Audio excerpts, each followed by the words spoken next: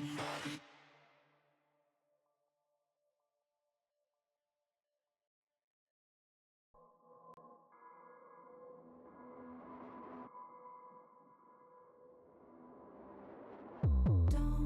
let the parasites suck it all out of your lungs. Don't let the parasympathetic go silently out.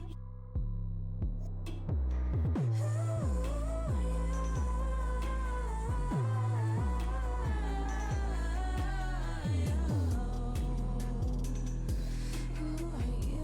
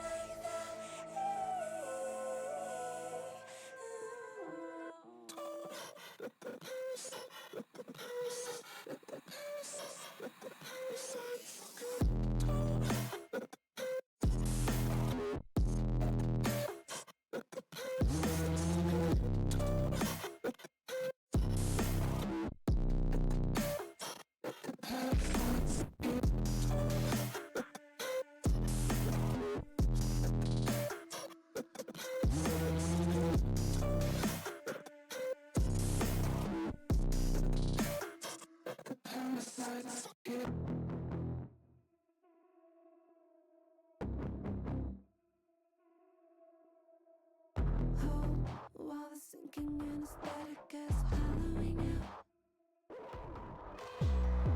falls. Let the psychotomimetic whole shatter your light. Who are you?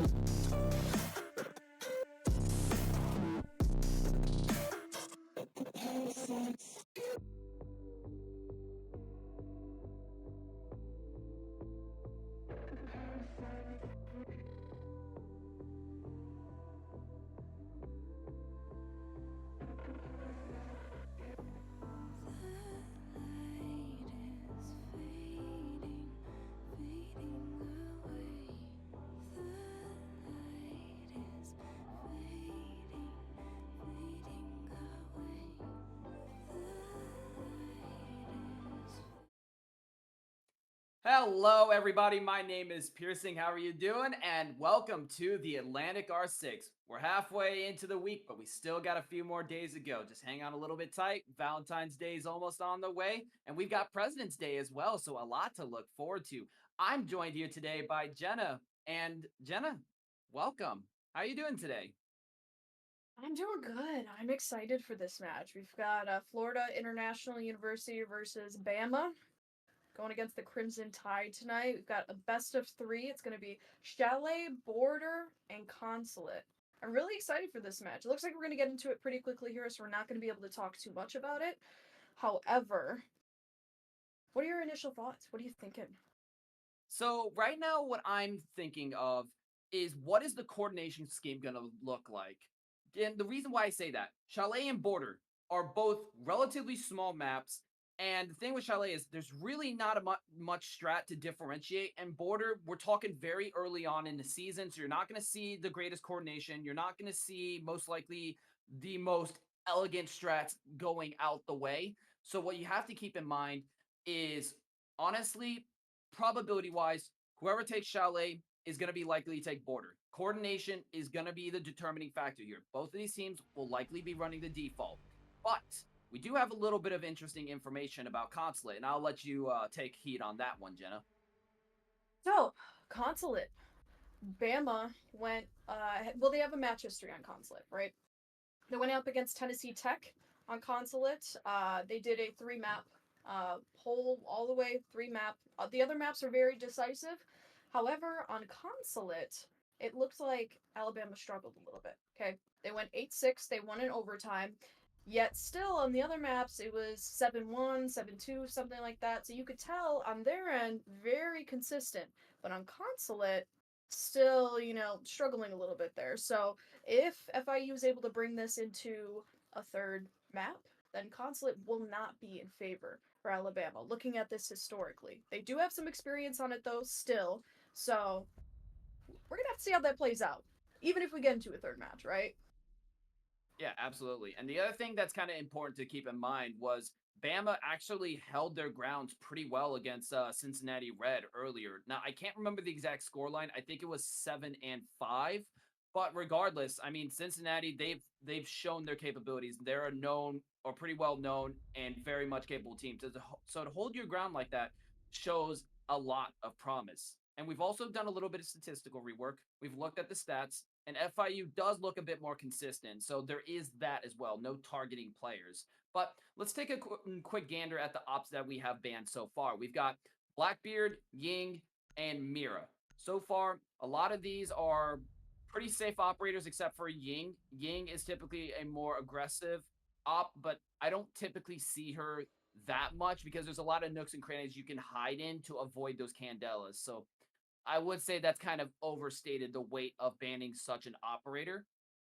But the Fenrir, I mean, a lot of teams are still kind of delirious from the absolute damage that he's capable of causing. And that's completely understandable, especially from what we're seeing composition. Likewise, a lot of operators who can take some heavy damage if funneled, like Blitz or Nomad, they don't really have quite the punching power. So not having to deal with a Fenrir helps that situation quite a lot. Definitely. I mean, it is specifically with the Blitz, right? The Blitz is still up on the board, and on a map like Chalet, where there is a lot of choke points, I'm interested to see how Blitz is going to be used to maybe break down those choke points, or even perhaps play in areas where roam clear is going to be warranted, right?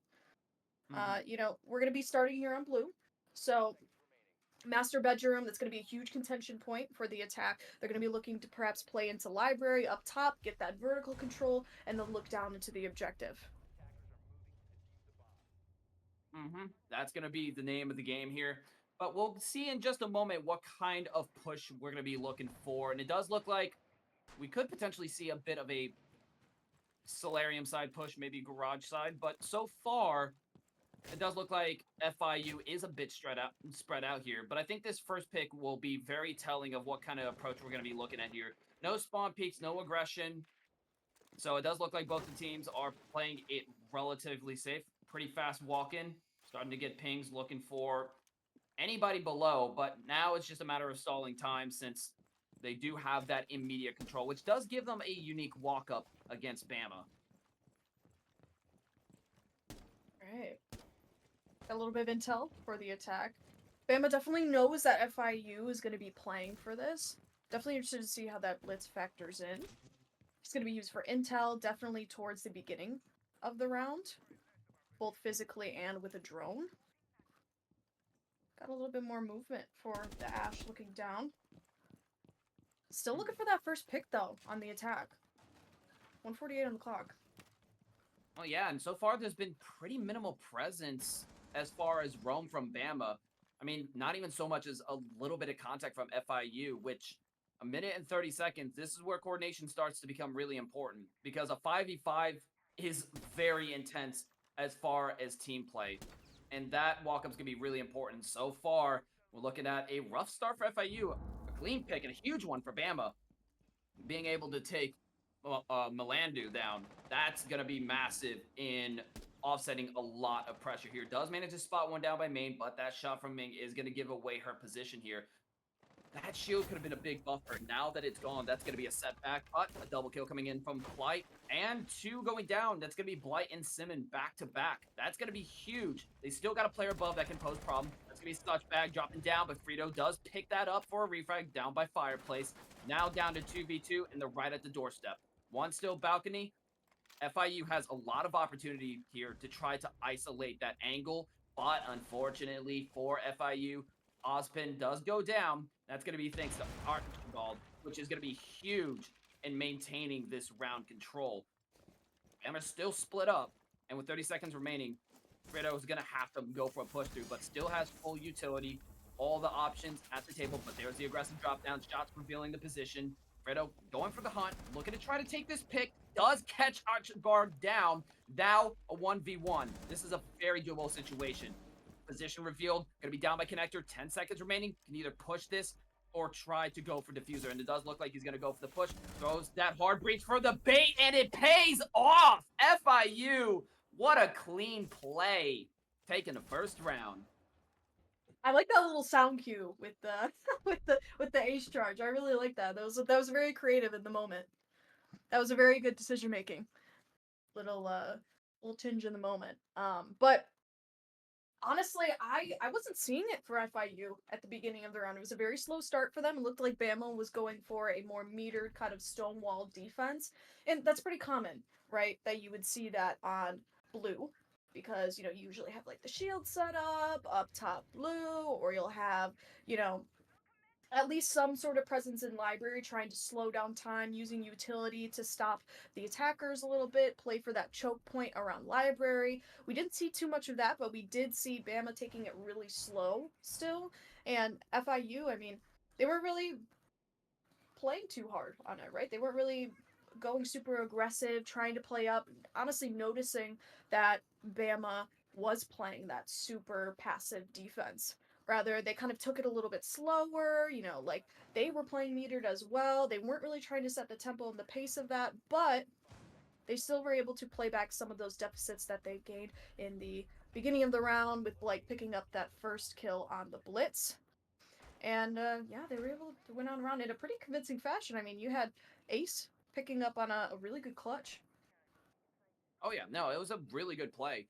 And the thing that I'm kind of wondering at the moment from what we saw in that situation is just, will Bama choose to kind of step up their roam? Because like you said, there really wasn't a whole lot of presence there. They tried to push back towards Fireplace, and that's honestly a risky gambit, right? You had players in basement, that was known. That's not a really a strong position that you want to take. The best option, I would say, is pretty much hold above, but that's all speculative, right? That was from the past. Now, it's still very early on. A lot of opportunities to adapt here. I mean, nothing's really set in stone, but I mean, that was still really clean coordination on FIU from gaining access to Fireplace. That's quite important here to keep that going. That right there, I think, is going to be the big determiner to keep an eye out for, is how they play together. And now we start that push towards Blue Hall. They do manage, it looks like, to get that deployable shield down, which is going to be massive, as well as the intel gathering. Really aggressive walk up towards the top blue stairs, but no one gets caught in turn. Now it just comes down to how this library bulk position is held, if it's held. If FIU can keep the blitz up, he's going to be a very, very powerful operator moving into the last minute of this round, right? With those very close quarter engagements, Blitz can definitely take advantage of that and prove to be a very, very useful pick. Still going to be sitting at the window, though, waiting for the moment to strike, trying to hopefully pull apart and isolate those ones on the attack. Rito's going to go down, though. That's your ace going off the board.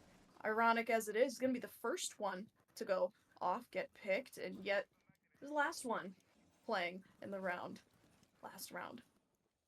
Yeah, I mean, that's a good turnaround. And so far, Bama's doing a great job of holding above. And this poses a trouble for FIU. They don't have any players towards library to offset that presence, so they don't really have a traditional pinch. There's a lot of pressure going down. The blitz coming up does manage to take down blue player, but you lose everyone in a flawless round as the push just crumbles. The library hold proving too much. That was a little rough, I will say, from the side of FIU. You knew that Balclair was a trouble, but they continued that funnel towards Office and Blue Hall, and that was a massive mistake. You have to displace that Balk and Library position. They're way too powerful. There's a reason that players hold that position because as long as you've got someone on blue stairs, there's really no way to corner you whatsoever. There's too many crosses, lines of sights. You got to clear it out. But unfortunately for FIU, that didn't happen, and Bama took advantage of that well. I mean, they drew the timeout so much that FIU got desperate and just tried to full send it, and naturally that fell apart.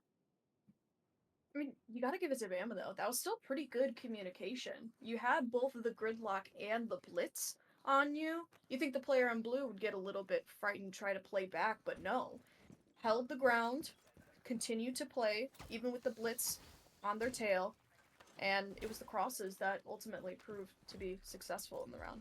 But we're gonna go downstairs now, heading down all the way to basement. Vert is going to be a really interesting thing to see. You've got the OSA still up on the board on Chalet of all places, which previously OSA has proven to be pretty powerful operator, especially on a basement take where you can play her shields outside of the breach and kind of play for a very hasty execute and then play for post plant. So interested to see how that one plays out. Mm-hmm. And we already see major damage going out to Suchbag trying to go for a spawn peak. That's not going to work out quite well. And it does look like FIU might be going for a more unilateral approach. You've got heavy vertical presence, which they do need, as you said, with the OSA and the Nomad. They're going to be banking heavily on playing off those breaches. And wow, despite being low HP, goes for the headshot peak, manages to pull it off.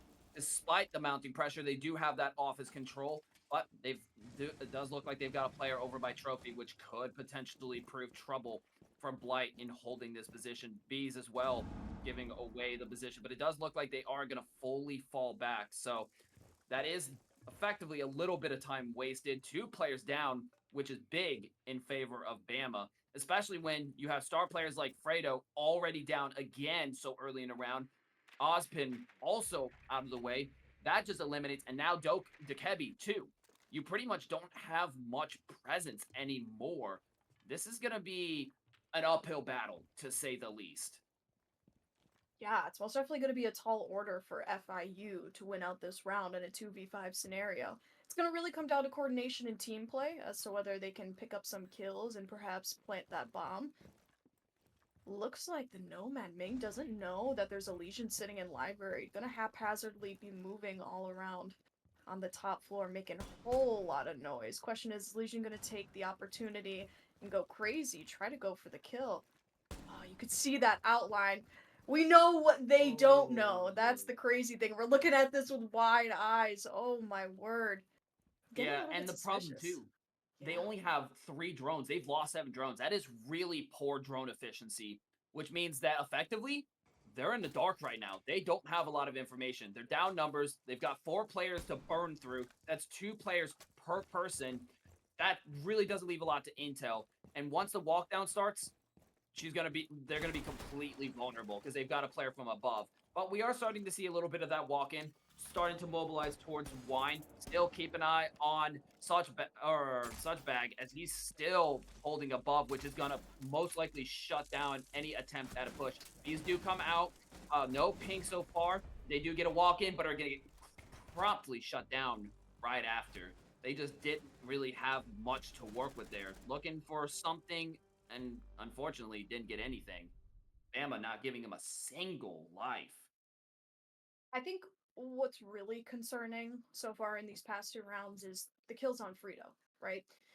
When you are hard support, your main goal, at least at the beginning of the round, right, to get intel, okay? Because you don't want to throw your body in an entry sort of way.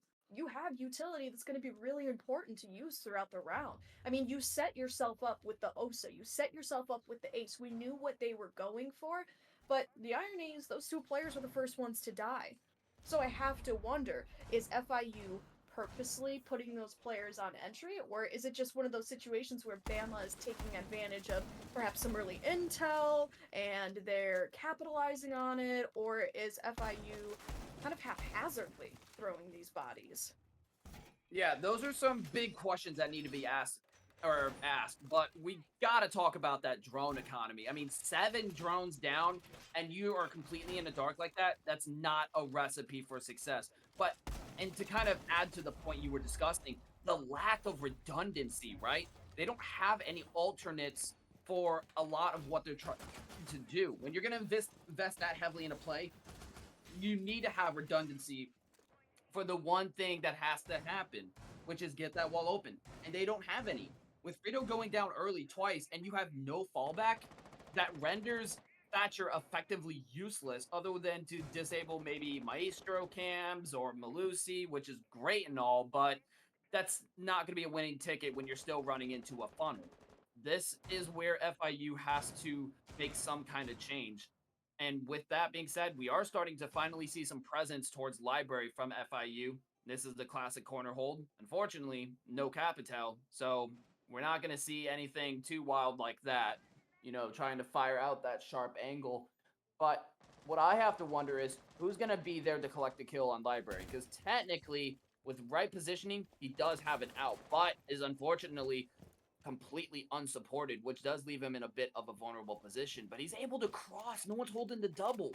But there's still a lot of lines of sight on him and takes massive damage. Does manage to get out. But the chase is on.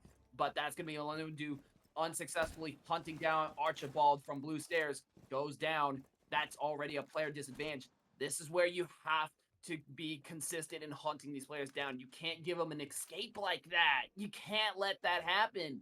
And Archibald is still holding out towards bar side, which means he's still a problem. Minute 25, and they haven't gotten rid of him yet. But here's a potential attempt coming through. The walk in, and she's so close. Spots the head. Archibald, you got to have your headphones on.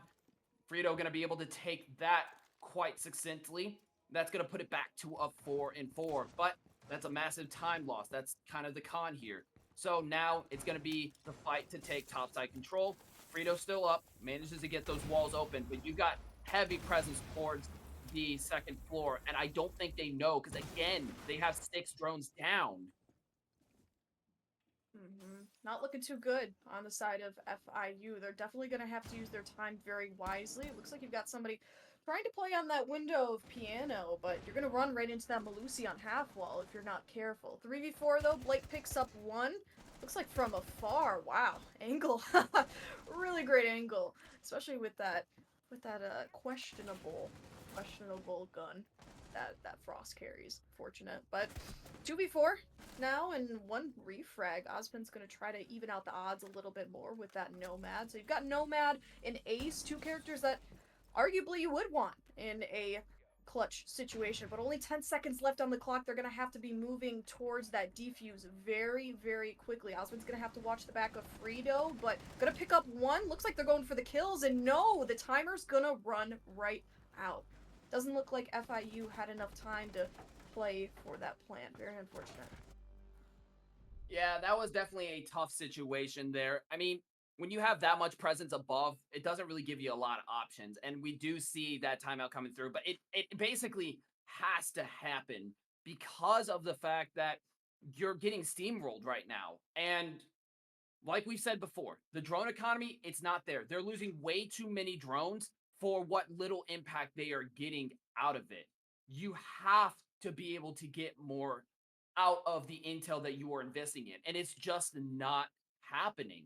And then on top of that, you have defenders who are able to get away. Bama knows these weaknesses and is abusing them to full extent.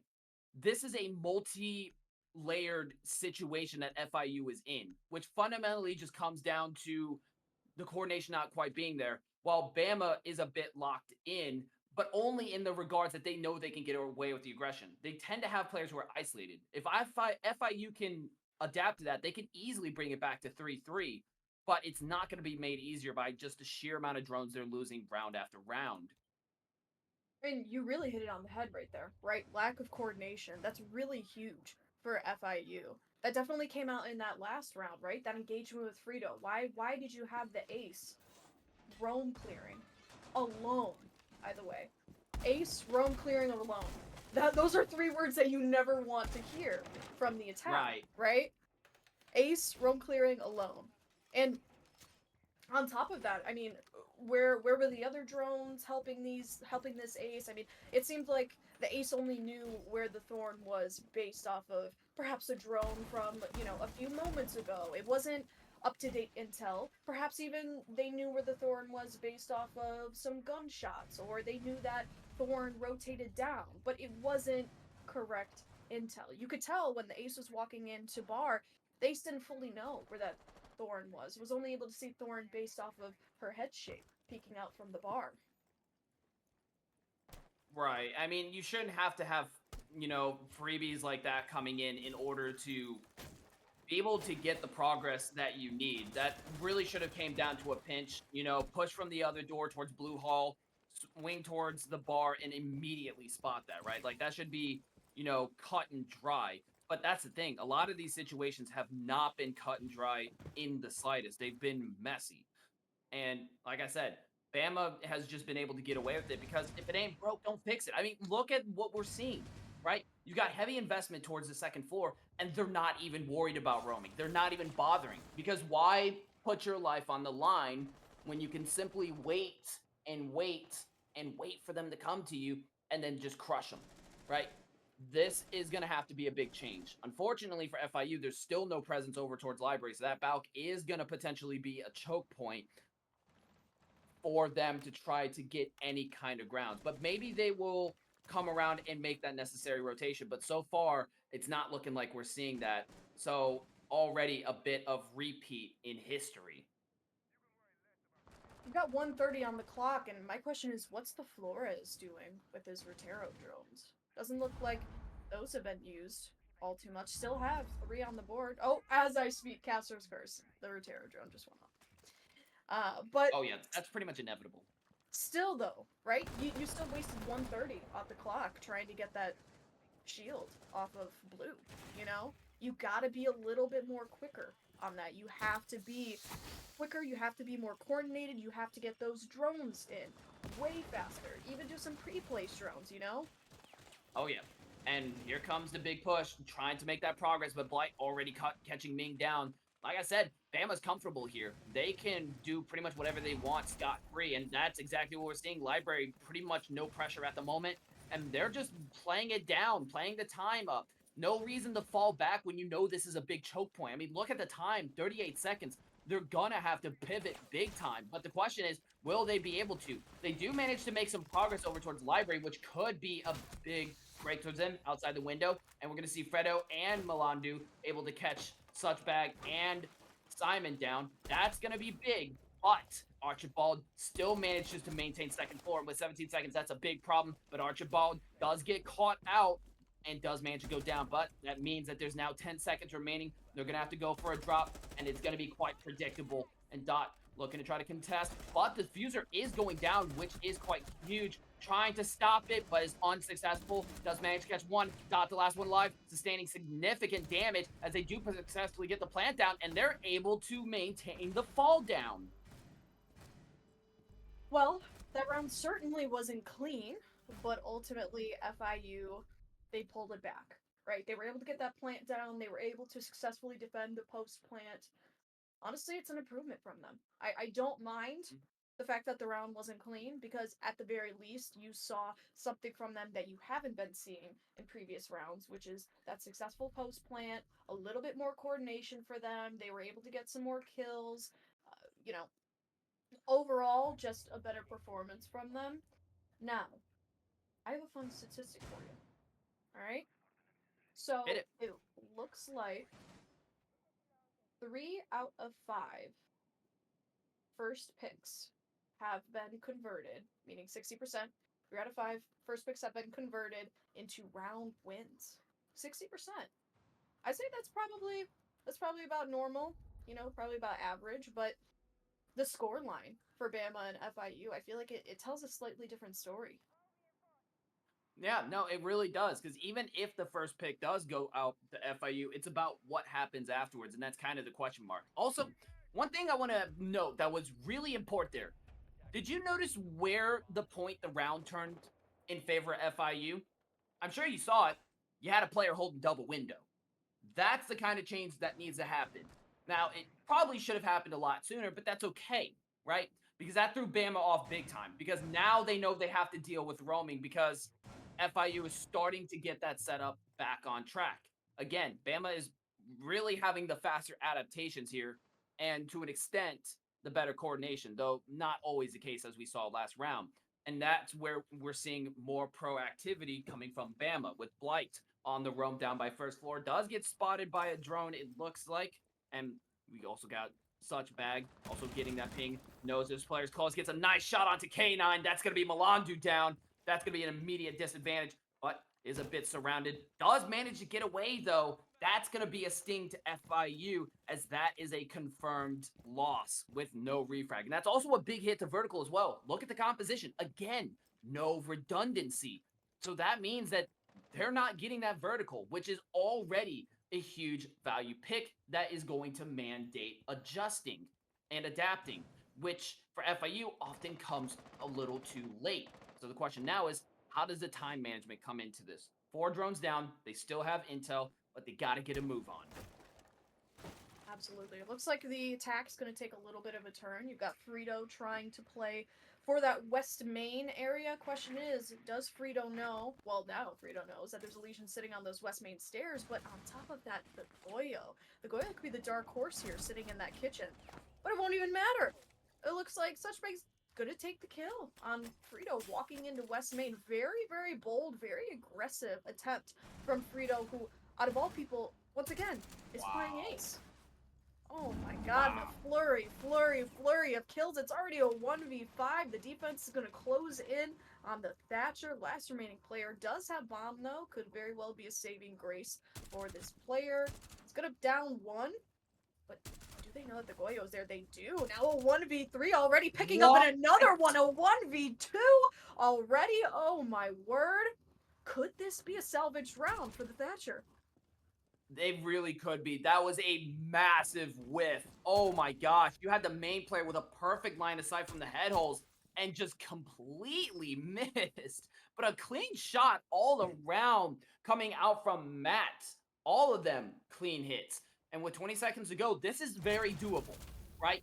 Isolate the angle. Okay, that definitely changes the narrative quite a lot. It does look like he's going to try to go for potentially a rotate, but you don't have time for a rotate. You don't have anything to work with here. Maybe he can pull something off, but he's going to have to move fast. And Lucy slowing him down even further. 2 seconds to go. Tries to go for the defuse, but they know where you're coming from. And there's the connector kill as Dot finishes the job. We saw a little bit of hope, but it wasn't happening. Bama cleaning it up for the swap with the 4-2 2-round advantage. I think what FIU needs to do to be a little bit more accurate, a little bit more precise on the entry is 2 things, right? Player positioning and pre-placed drones. Okay? Those are the 2 things that really do make the difference in T3 and honestly in Pro League, right? You have a lot of players playing very good drone play, very good drone economy, and you have a lot of players sitting up on those windows, right? We saw no solar presence from FIU. If there was a solar player, that Legion would have had a cutoff, would have never made it downstairs. It would have been a perfect trade. But we didn't see that, right? And we didn't see a player, for example, on Master Window also playing for the cutoff. You know, you have a lot of players who are in all these different places, and they're not committing on one spot for the entry. And what that's going to do to you, that's going to do things like force the attack to be one man down and have no ram, right? You have to be committing on these entries.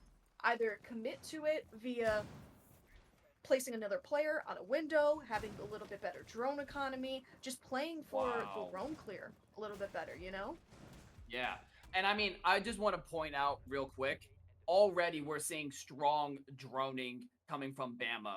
I mean, you saw every single player on Bama change their operator based on the intel that they got. And here's the other thing, too. If you look at the drone count, they haven't lost a single drone. That is really big. The fact that they had enough information, were confident to change their entire composition and not lose a single drone. That's already a good start. That tells you that they already have workable information to get the ball rolling. And this is where things get tricky for FIU. If you see where the players are angled, oh, I thought that was a nitro for a second. Nope, that was just a goo mine. So you have players towards Balk, and you've got a Maestro cam as well. But that double window player is going to make that a little bit difficult. Usually you want a little bit of counter pressure to try to relieve that, but unfortunately, that's going to be Fredo kind of doing two things at once, supporting Library from the off angle and trying to repel the double window position. So there is a little bit of a mismatch here, and we do see Blight actually go down from the double window, looking to try to finish that kill. And it does look like he will be able to get that. No one's there to back him up. Spread too thin. And we're seeing just that. 3 1s back to back, all going down. This is not what you want to see. FIU sweeping them up in pretty clean fashion. They still have to push through Library. That's the main hold. But now with a significant numbers disadvantage, FIU can stack this. And we're seeing exactly that. 2 on Blue Hall, 1 towards the Balk. It's going to be a tough push, but they still have a minute 12 seconds. FIU just can't play as too aggressive. Or they can. Ming peeking, not caring that 2 people are watching. It still manages to get 1 and get away. But that greed's going to eventually get shut down, and it does as we see Ming go down. But there's a player to go for the revive as well, trying to put on a little bit of pressure to secure that revive. And that means there's still a problem and walk straight into a crossfire. FIU with a flawless round. I think Bama are experiencing very similar problems to FIU. It's that consistency of the coordination, right? You saw Bama, they were switching their ops, looked very promising. You know, they had a very specific idea in mind, but when it came down to the library situation, they lost a lot of their ones. It was that mechanical ability that held them back. On top of that, it seemed like the intel wasn't fully there for them. They didn't know exactly how to deal with the defense, perhaps, the intel and the utility, I should say. And it really fell apart. I mean, it seemed like they were banging their head against the wall, trying to continue something that just wasn't going to work, right? You had a crossfire on crossfire on crossfire hold of library. Well, if you notice that, then why don't you rotate? You know, that's kind of the question that we have to ask Bama. Exactly. No, I 100%. That's exactly what I was thinking. Where was the rotate there? You should have had someone backing up double window and had some additional support towards, double or blue hall window. It's the same thing, right? But the difference is Bama has the intel, which does give them an edge as well as a 2-round advantage. Now 1. That's the kind of stuff that Bama has to differentiate from. They have to improve their positioning because that has been shown to be a problem. And now for Bama, it's a problem in that regard too. So that's something to keep an eye out. They do have the Capital, which will be interesting towards this corner position that Melandu is holding, since she really doesn't have much of a fallback, but it comes down to having good positioning prior to that. Ballistic shield as well. I don't think that's going to help with that. I don't think that's how that typically works. So that should, in theory, be a freebie unless FIU really stacks up the support here, which they're going to have to, since that's right above sight. Looked like the Ace Charge wasn't able to get the wall open. Only partially, because it was opened by the defense. But I heard it was shot. That was kind of funny, putting it on an unreinforced wall. But going back to barring games, a funny thing about last round is that Master had not been picked any time prior to FIU picking it. Bama decided to stray away from it the entire game on their defense rotation. Isn't that funny? Yeah, that's certainly something. But coming back to this round, so far, not a whole lot of pressure coming off from Bama onto FIU. Most of them sitting quite pretty. They did have a decent lineup to push off Library, but so far they haven't done anything with it. There's a bit of inaction going on here, and that's certainly making things a bit complicated here. But they do know who is on site. That's going to be Matt over by fire, or by Bar. If they can get this player out, that will be huge in giving them direct presence that otherwise they really shouldn't have. And that's going to be the main avenue they'll have to pursue, but Fredo will be able to catch such bag. But two more picks come back, and that's going to be from Bama to clear Ming and Malandu. Little bit of look one way, shoot the other. And that's exactly what happened as Fredo goes down as well. That's a very fast turnaround. An excellent clear coming out from Bama. Now a bit of pushback as they do start to go for diffuser. Can't afford the pings, gets caught from main stairs. The patience paying off as Ozpin goes down as well. Playing it slow, playing it smart. Seems like that's Bama's direction, and it certainly paid off, giving them the 2-round advantage yet again. My guess going into this round was that Bama was going to opt for a faster, sort of hastier execute with the Lion, the Capital. You had the Ace sitting at bottom stairs. I mean, it to me looked like it was a very utility heavy lineup, right? Something that is great at area denial, something that is great for at least a little bit of utility burn, given you want to play for that library. But it seemed like Bama didn't really need all too much of that going on. They could just play for the kills, which is exactly what they did. A little bit of show of the coordination that they've been working on throughout this game. Very good from them. Yeah, no, that was an excellent change of pace. And honestly, the way that they utilize everything at their disposal, that's honestly a key differential there. And the positioning was right where it needed to be, right? They took their position to offset pressure to create an opening, which is certainly one way to do it. But with that said, it does look like FIU is going to be running it back onto Bar and Gaming, which is, I would say, bold considering the sweep that just happened. Because FIU is kind of running it similar to Bama, which is not having a whole lot of roam. A bit of lurk, but that's about it. And that's not exactly what you want to have when you have a setup heavy composition. You want to disrupt that. But that didn't happen, right? FIU wanted to get comfortable like Bama, but they've came out with a change that now has to be responded to and respected, either with Rome or something else. And they've got a lot of drones on Cap Fredo. Look at that. They have exact eyes on where he is, and he's going to fully fall back there. That's going to be huge for Bama to be able to solidify the basement space. Absolutely. What a good flush from Bama. Unfortunate that Frito did fall back, but definitely was a good choice to maintain life there. But Bama looks like a little bit more bodies going on basement.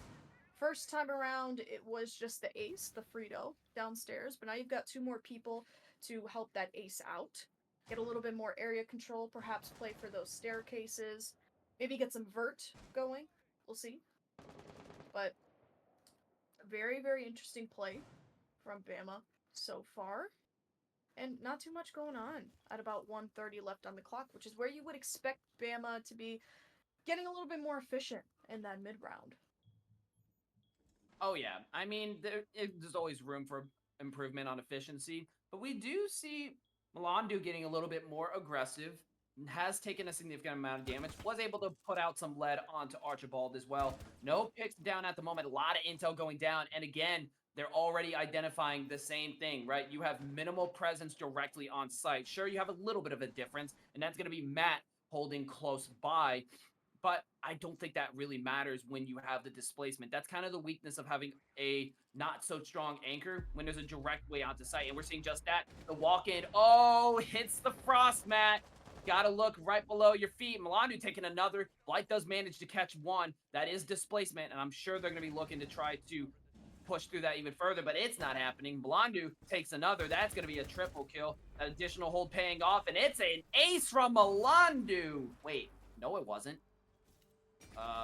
UI? Hello? But regardless, very clean sweep coming out from FIU. They tried to play the same game, and Bama wasn't having it. That kind of opportunistic play definitely has its place, but FIU came out with a very strong adaptation to not let that happen. Well, I think the most important thing to remember on that FIU defense is the mobility, right? You had a lot of defenders with a lot of different rotations that made it easy for them to individually play back to sight when necessary. You saw Bama, they tried to go for that cheeky, sort of hasty kind of execute, playing right through the window of games, right? It didn't work for them though, because you had a lot of angles looking far from into the bar area.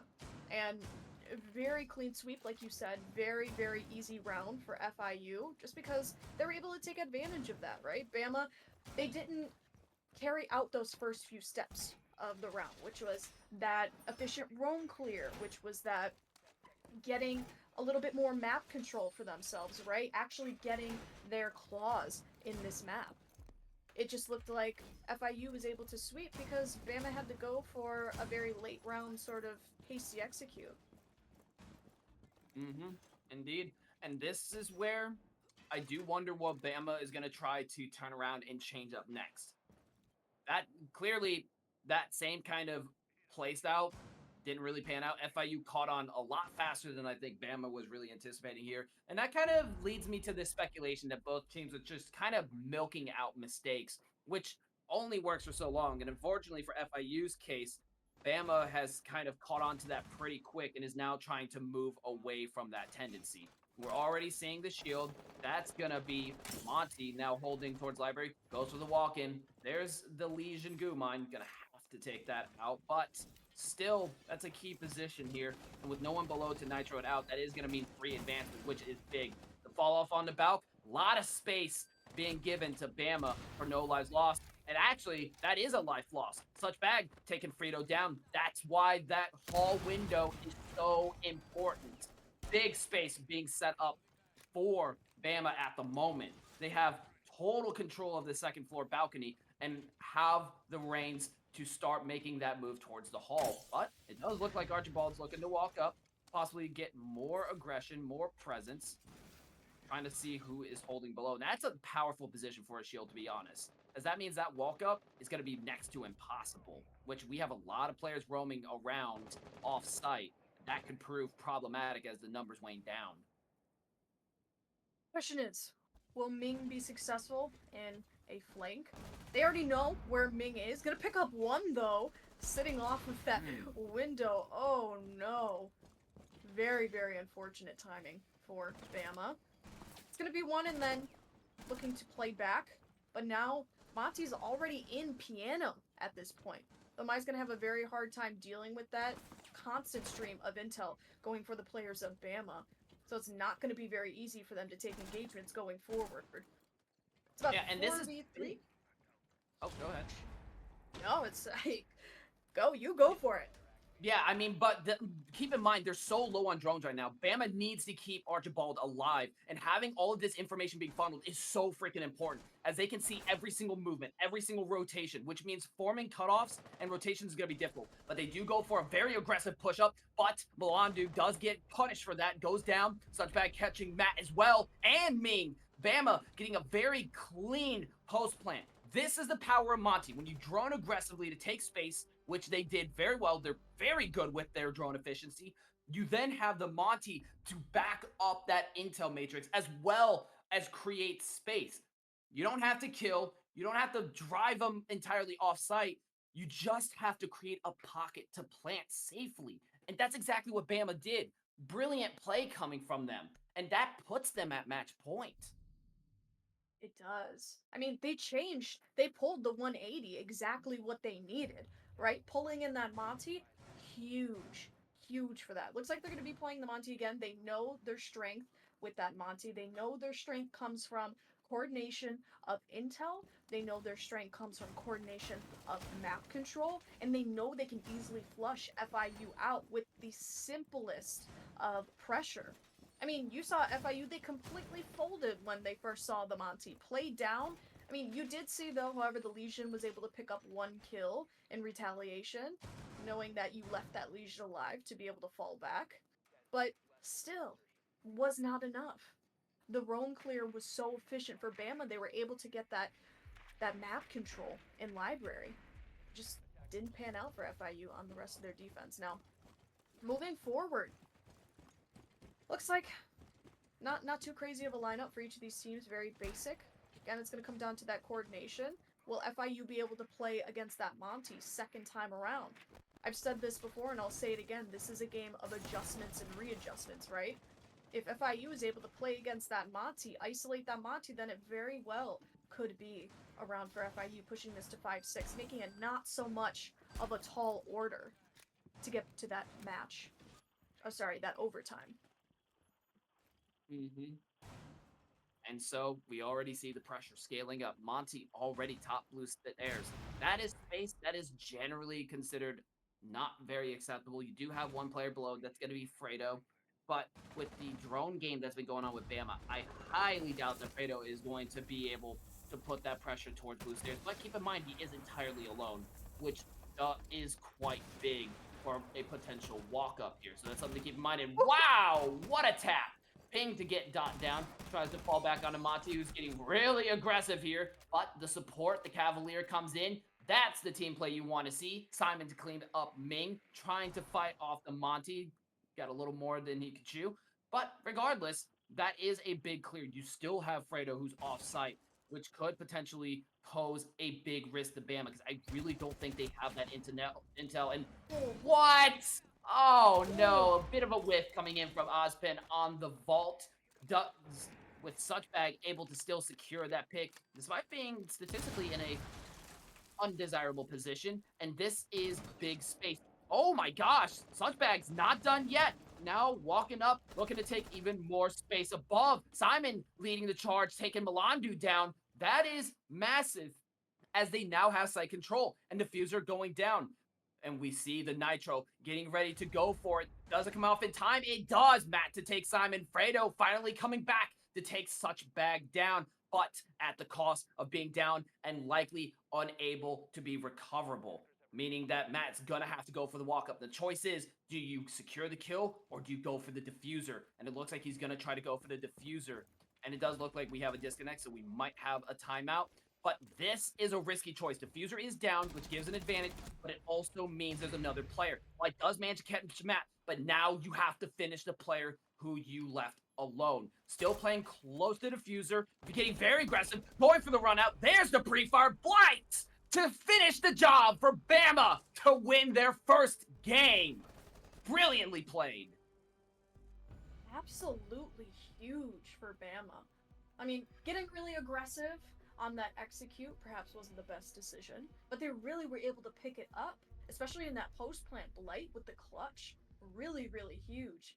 That Valkyrie was a little bit too far away, though. I think I would have liked to see the Valkyrie play up a little bit quicker on that. Perhaps it would have turned into a little bit more of a plausible round for the defense for FIU, but ultimately still that back and forth really important as we go into border, because this could very well still be a game won by FIU. We can't count them out quite yet.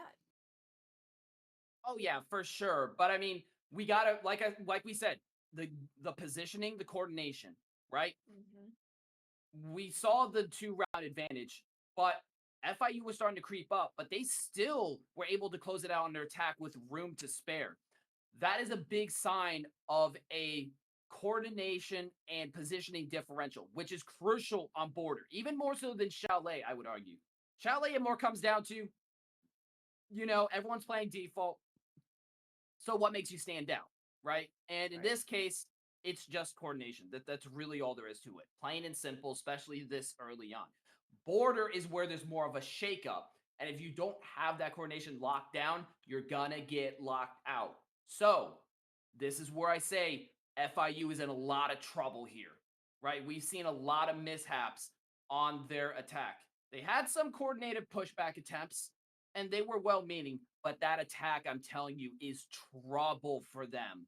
There was a lot of mistakes there as far as drone economy, util usage, positioning, redundancy. I'm not trying to bash FIU. I'm just pointing out the stakes here. There's a lot on the line, and FIU does not have the advantage here. Not at all. But with that being said, ladies and gentlemen, there's always room for an upset. Border is a very chaotic map, so keep that in mind. The team that is more adaptable could potentially have an edge depending on what they bring to the table. But before we get into that, We're going to go on a quick break. And with that, we'll be right back. And then we'll be ready for game two. one else can find. I'm waiting for signals on my screen when the signs that I'm receiving are all delayed in time. All I wanted was a little space, a place where I can fully be myself.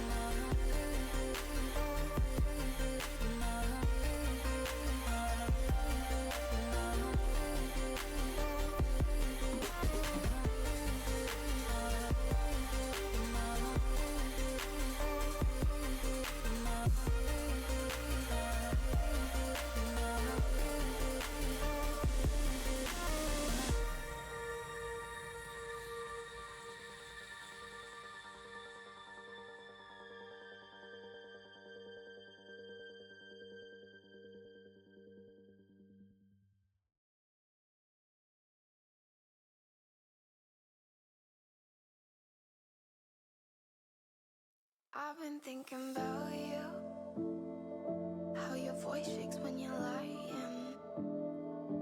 Make everything about you, and I just be a smiling. I'd still be here when we're in hard times. Baby, just join in the fun. Running around, might lose my mind. The summer's only begun. I'd still be here when we're in hard times. Baby, just join in the fun. Running around, might lose my mind. The summer's only begun.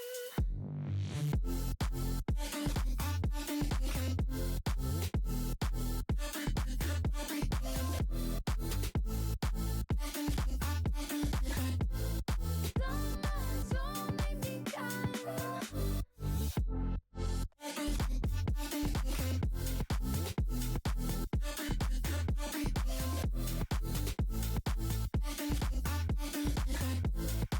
Summer's only begun. Tell me, baby, it's untrue. Up all night just drinking, and I don't know what we'll do as the daylight starts to sink in. I'd still be here when we're in hard times. Baby, just join in the fun.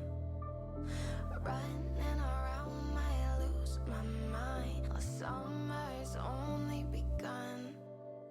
I'd still be here when we're in hard times. Baby, just join in the fun. Running around, might lose my mind. The summer's only begun. Summer's only begun.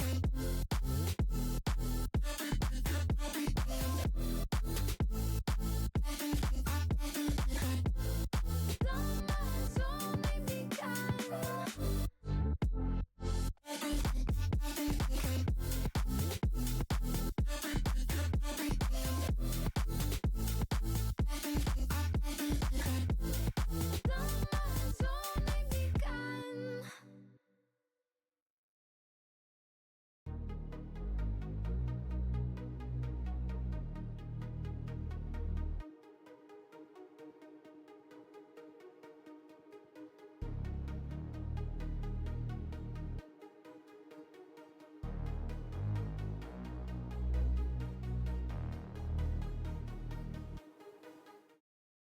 Hello, ladies and gentlemen, and welcome back to Atlantic R6. We are on week 2 of our competition. We've got FIU versus Alabama Crimson Tide. Now, we already went through our first map. That was Chalet. Pretty decisive victory, a 7-4 for Alabama. But now we're on our second map, Border. I'm here with Piercing. Hello, hello, hello. How you doing? I'm doing all right. Well, could be better, but I don't want to talk about it. But yeah, let's kind of talk a little bit about what happened in the last game and what we saw. Unfortunately for FIU, there was a multifaceted level of, difficulties. We saw a lot of drones getting wiped out too early and drones not getting capitalized. We also saw some adaptation issues as well as on Library Balk, but they did have some clean executes despite that. But on Bama's side, we also saw some tribulations as far as, complacency on the second half, allowing FIU to get some well needed adaptations that completely swept them that they weren't quite ready for. But overall, other than maybe like one issue popping up every here and there, they've had some pretty good coordination. They've been pulling off some stellar gameplay. So right now, as far as I'm concerned, I would say Bama currently has the edge here. I mean, what do you think, Jenna? I'm really concerned about the positioning coordination, and this map you need it even more than Border. I definitely think it is a little bit concerning for FIU. I Right. think their dark horse here is if they are able to correct the mistakes that they had, i.e., adaptability, coordination, communication, playing a little bit better on the trades, playing a little bit better, beginning round, not wasting so much time. I think they could possibly have it in the bag on Border. forcing us into a third map, which is Consulate, which we already talked about a little bit. Bama has kind of a poor history on Consulate. They were beat 8-6 with Tennessee, or no, I'm sorry, it was KSU Gold that they, I believe they beat either KSU Gold or Tennessee Tech. Anyways, point is that if we are to see a third map, this truly could flip either way. So we really need to watch out for that. But before we get into 100%. that, let's go border. Yeah? Oh, yeah. And that's the thing, right? The main thing is getting through this map. This, by and far, is the choke point for FIU. If they can get through this, they really do have a solid chance to bring it back. But they got to get through this map, and this is easily the hardest part of it all. And so now let's keep an eye on what kind of bands we're going to be seeing here, because that's what I'm curious about. Well, FIU is going to be on defense first on board, even though we can't quite see it right now. They're going to be on defense, which could possibly be a good factor moving to this game. I mean, they were able to get a 4-2 on their attack on Chalet, but that's honestly not great for your mental knowing that you're a few rounds down. So if FIU can have at least a 3-3 or perhaps a 4-2 defense moving on to their attack rotation, they very well again could have a great chance at winning this map. Okay? Monty and Blackbeard. Monty was a really, really powerful operator for Bama last time around. Looks like they're gonna be banning it this time. Yeah, I mean, I'm not surprised that Blackbeard was banned. We saw it banned last time, and he's really crippling. We saw that Bama loves to play Blackbeard, so I mean, it makes sense to kind of clear that out as well as the Fenrir. But the Monty ban is definitely interesting. We saw a good amount of play coming from that as well, so that was definitely a target ban that was initiated. I'm not too surprised by that. The question now is who's the second defender? Maybe a Valkyrie? No, it's going to be a Zami. We did see a lot of work on that towards the library stair or library balk. So there is a little bit of targeting in the band compositions here because some of those operators posed tremendous problems, and the most prominent examples obviously being Blackbeard and Azami. Azami slowing things down to a crawl on the push, and Monty just being so devastating on second floor. You kind of touched on her a little bit, Valkyrie. Valkyrie's going to be left up on the board, and we know Valkyrie is an incredibly powerful operator on border. I mean, you've got all of those little nooks and crannies that you can place her cams in, and if they're used correctly, that could be very devastating for an attack, especially with the C4 in hand, playing on that vert. If the attack of Bama doesn't deal with a player with either a C4 or doesn't deal with those Valkyrie cams, then it could be very, very, very horrible for their chances at winning. Oh yeah, no, I mean that could be really crucial, but it does look like Bama is already amping up for an extremely aggressive second floor take, and that could be a big demotivator if done correctly. I mean, look at that. The archives push. You got Blight on glass, Archibald on blitz. Then you've also got, whoa, okay. Ming came out swinging, shutting down such bag. Not even 20 seconds into the round. What a crazy shot. As I was gonna say, yeah, such bag online. And it does look like they're already starting to plant. The aggression already coming in very early on. Being looking, trying to find a spot to Nitro, but doesn't manage to find one. However, the smoke does manage to kill Archibald. And that is big loss coming to Bama, as that means that they now do not have hands on diffuser. And now everyone on the side of FIU is stacked onto the site. You're going to have a lot more trouble going through this the next time around. And with a Nitro primed, yeah, this is going to be a lot more challenging. Bama thought they could get a freebie, but FIU is not letting that happen. Yeah, I mean, that aggression was shut down very, very early.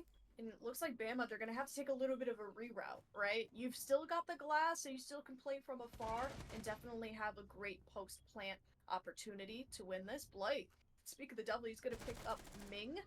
That's another player off the board for Bama. Frito picking up light right in turn. Wonderful trade for FIU. Oh yeah, I mean that was still a big pushback. Being able to take down Blight might have taken one, might have been the Valkyrie. Okay, cool, but you're now 2 to 4, right? Which is a really tough situation to try to settle with.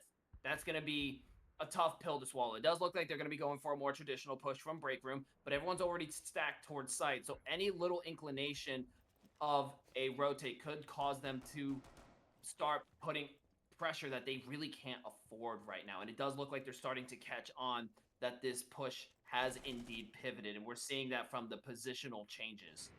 The clear into office is really going to set what happens next as they do start to make that push. Oh, does catch Wamai out in the open. Way too aggressive, Fredo. That's going to be one down, bringing it 3-2. This is more doable now. There's still no close by, and that's with the Nitro or with the Mira. Ace does go down. Oh, but a Nitro comes in. That's going to be big to shut down Dot, and Simon goes down right after. Wow. Wow. Great plays from Mira, honestly. Kept it cool the entire time. That Nitro play was really impactful. Able to clean it up with that final kill from that SMG. Beautiful, beautiful play.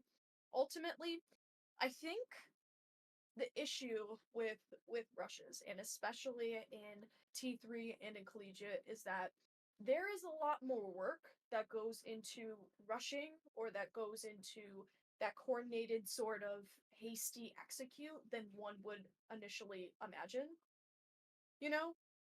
And I think it's the I think it's the intel, right? It's getting everybody into position. It's that kind of waiting a little bit, right? That is required to settle into those positions, and I don't really quite think that was done extremely well for Bama, right? They already were one player down at the beginning. They didn't have that line, they didn't have as much utility, they weren't able to track where the defense was. And in that case, you didn't really have much intel that you were working on. You didn't really have much utility, at least as much. You had a little bit of the smoke there, but with that backwards plant, I mean, it just gets shut down because you don't really have as many angles for you. You weren't set up in the correct positions, and then, it really came down to those mechanical plays. Oh yeah. And I mean, FIU just had a great adaptation there, honestly. They tried to get a fast one on him and it didn't happen. It wasn't going to. There was no way. But now Bama is kind of back down to earth, I would presume. We're not seeing an overly aggressive composition. So now it comes down to where they want to try to push from this. FIU has invested quite a bit of utility against a possible walk-in, which can you blame them? They tried it once, but Bama's not really the team to try to do this again.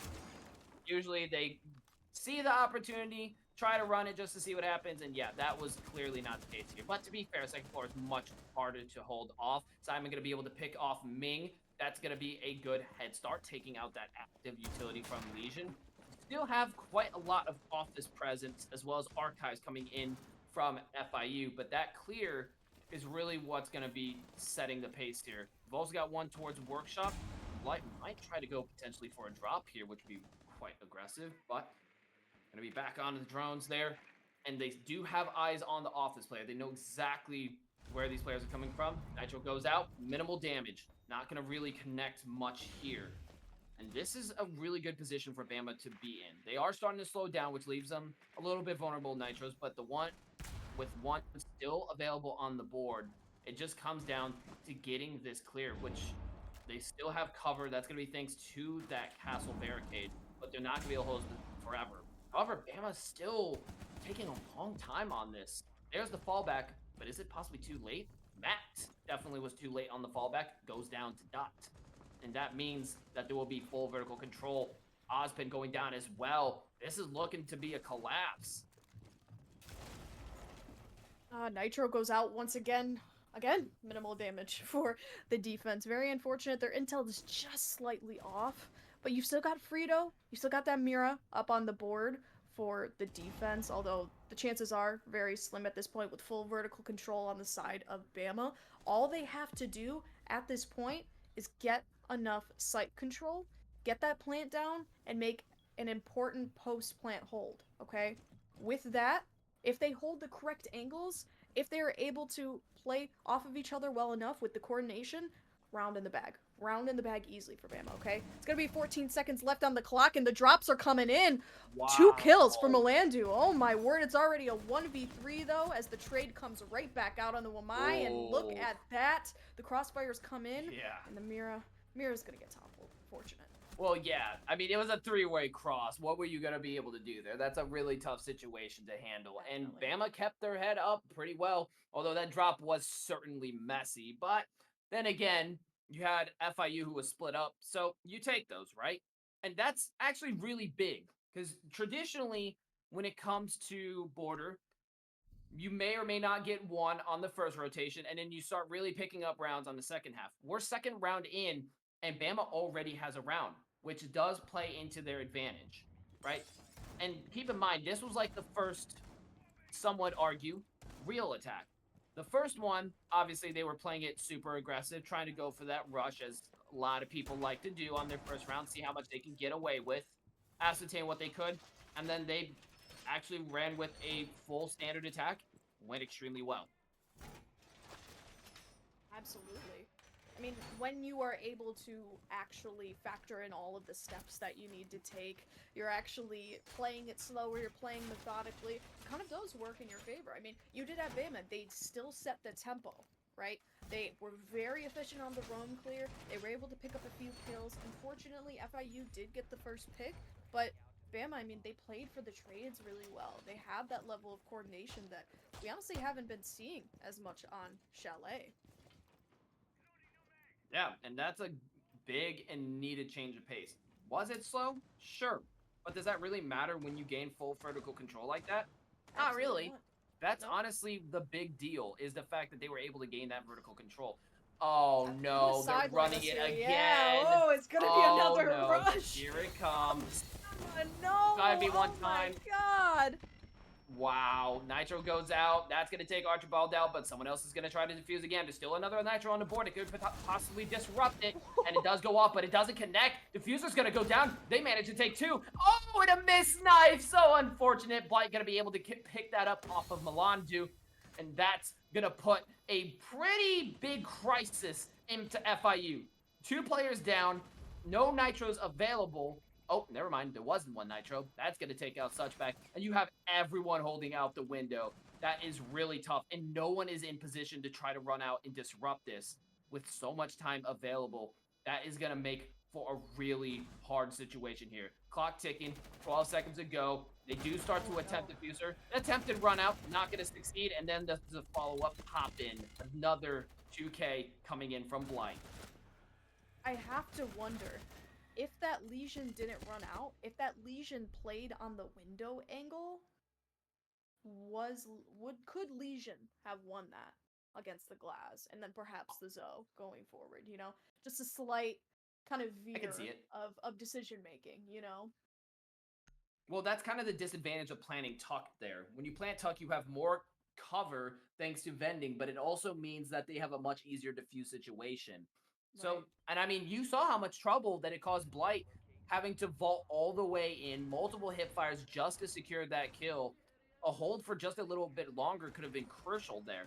But like you said, they went for the run out, and that just didn't quite work out. That's kind of the cost benefit when it comes to that tuck. It's safer, which you kind of need if you're going to force it, but it does make it a little bit tougher. And having three players outside with that real possibility for a counter diffuse does kind of complicate things a little bit. But regardless of that, still pulled it off. I'm really surprised they had the guts to do that. I really wasn't expecting it. I mean, Well, I mean, it worked out for them, right? The Nitro trajectory of the defense, you got one kill, but you definitely could have capitalized off of it more because you had a lot of players holding very close on that vending window. On top of that, I think it was a lot of mismechanical play, a lot of slight, misinformation sort of situations where the defense really just wasn't able to play it back. I think they kind of panicked a little bit, and in that case, they were like, oh no, they're planting, like, we have to go quick, and they sort of fell apart. They started playing individually, and they really just couldn't win those ones. Yeah. But moving on to this round, we're already seeing a little bit of initiative trying to deny from Fredo as he's going to be holding towards the Falcon office.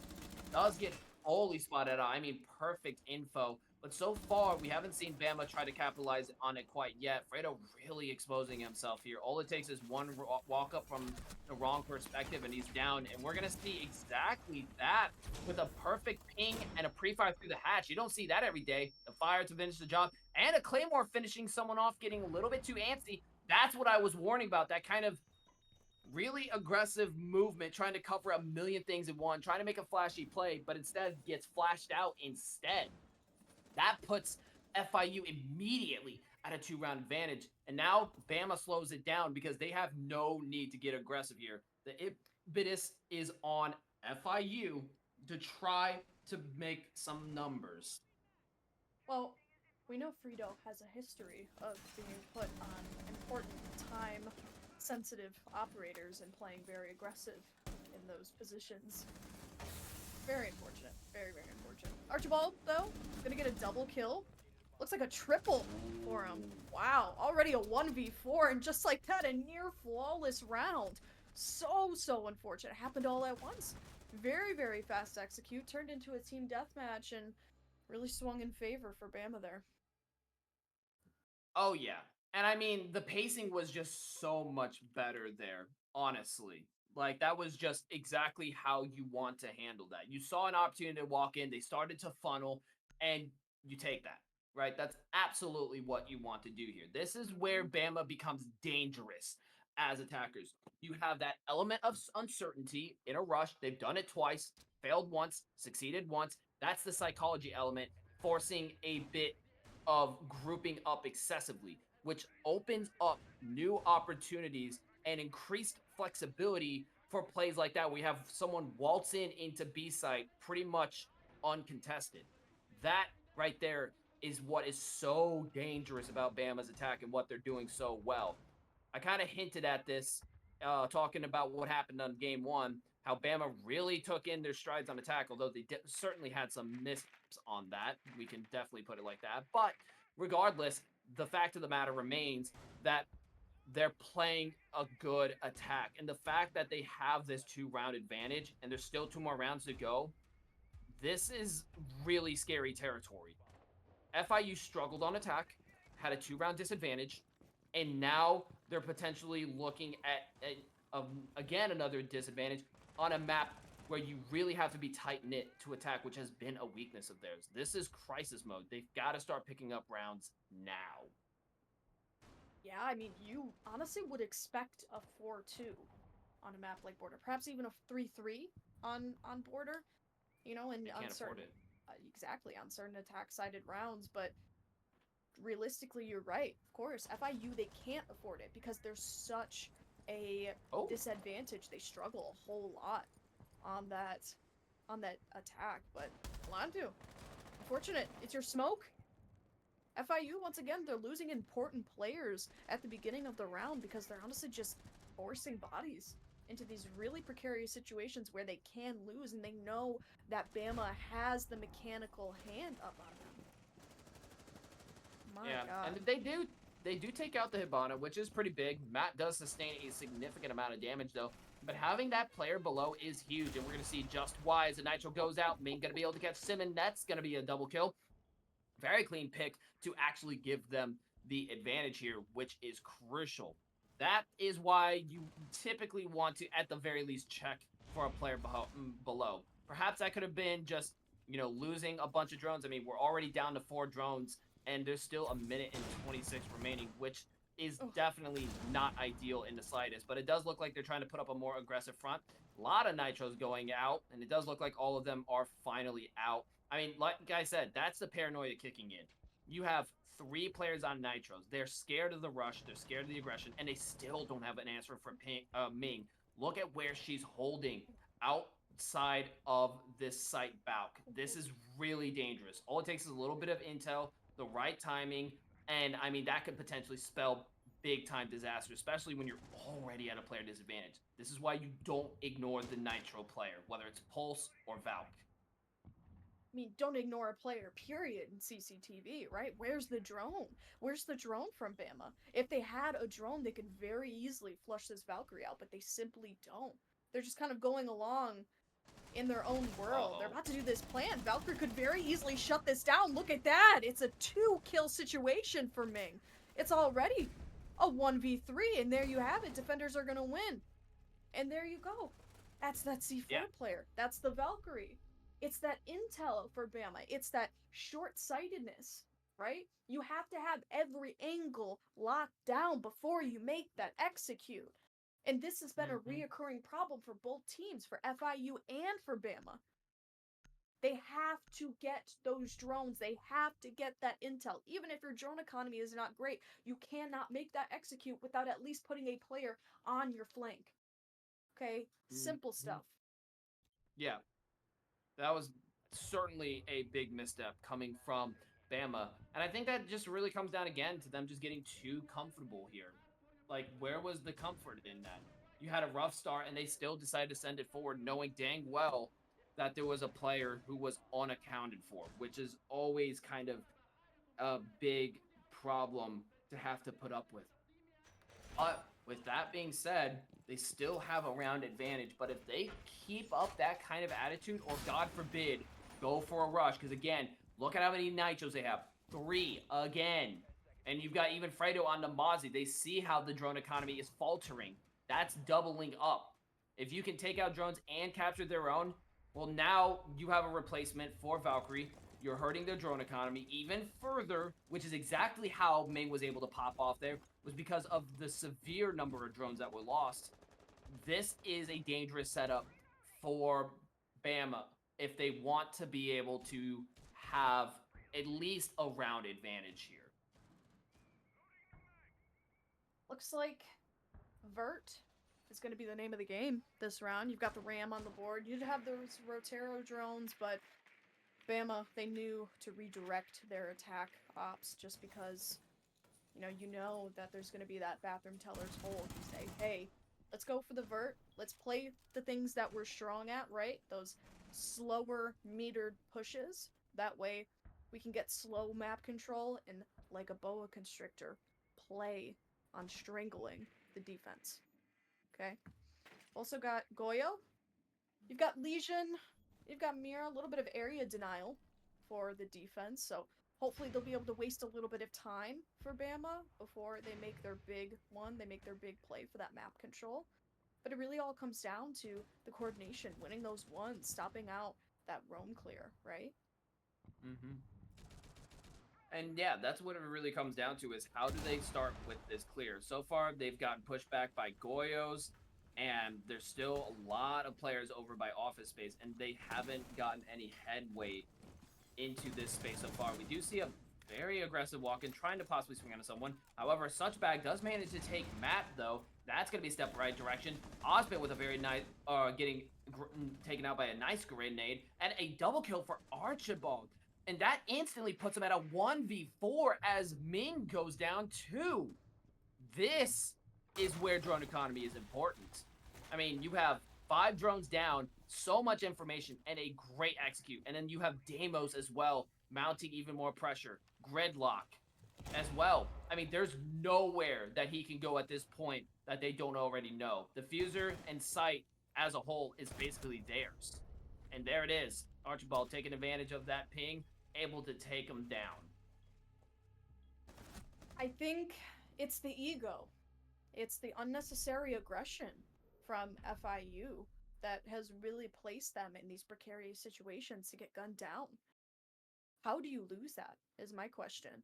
You had a very tight-knit web of players sitting up in Fountain, sitting up in Office, holding those long angles, and how did you get killed from them? We obviously, as casters, we weren't able to see the entire engagement go down, right? But what we do know is that it was a flurry of kills, right? So that means that the attack, they had a little bit of intel, they moved off of that intel, they played a little bit aggressive, and they were rewarded for it. But what happens to the defense, right? What was the defense's Hmm. play in this? There was no refrags on their end. It was a complete and utter clobber. They were clobbered. You know, Yeah, you do not want to see that. yeah, and I definitely think Gamma's ego is going to get to them here for sure. I 100% see it. They like to, whenever they have round advantages like these, they like to get antsy. I mean, look at that. You're already seeing that. There is not a single person on site right now. Nobody. I mean, that does come down to setup, but I think that this general or positioning tells me that that attitude is going to retain.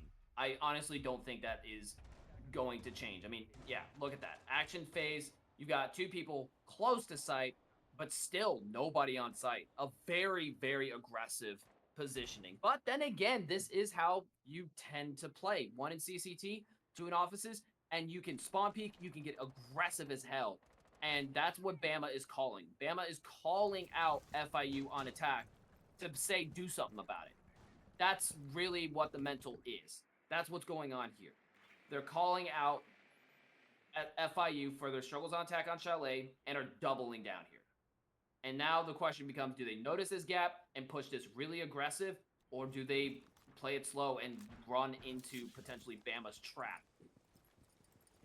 Well, I think the one saving grace here is that it looks like Armory is the only site that FIU has won, at least on defense, right? So the hope is that on attack, if they know how to dismantle the attack on the defense, hopefully they can understand the inverse, right? The vice versa of it all. And they can play well on the attack, and they're able to dismantle the defense this time around, right? Looks like gonna have a little bit of a heavy hold though, sitting in break room. I'm interested to see how FIU plays against this. Will they coordinate? Will they attempt to roam clear those two players? Or will they look past it, try to play for East, try to play for Office, and let them come to the attack? Yeah, I don't know, but we are going to see a little bit of that aggression I was talking about. Such Bag going to be able to take Ozpin down very early on, and already a lot of damage go down to Matt and a secure kill in turn. That's going to be the team play coming in that I was talking about between Such Bag and Blight. However, Fredo does manage to catch Archibald, so that is going to be one player down. We're looking at a 3v4. FIU already at the immediate disadvantage, and with a minute remaining, they still don't really have that full control they're looking for. They do have the fallback, but the problem now, actually, no, they don't have any real control. They still have break room, they still have Hall.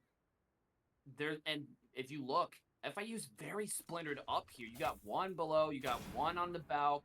I mean, this is not good presence. This is effectively no presence. You have to fight the entire second floor. And look, they're already mounting towards metal stairs. Bama knows the positions and the control here. They know they pretty much have free reign here as long as they don't overextend it, which is exactly what we're seeing from Blight. Holding that mirror, waiting for the walk up into office. This is really big trouble to be this far away with 15 seconds remaining. They're gonna have to go for it. But are they ready to do what needs to be done? That's the question that has to be answered.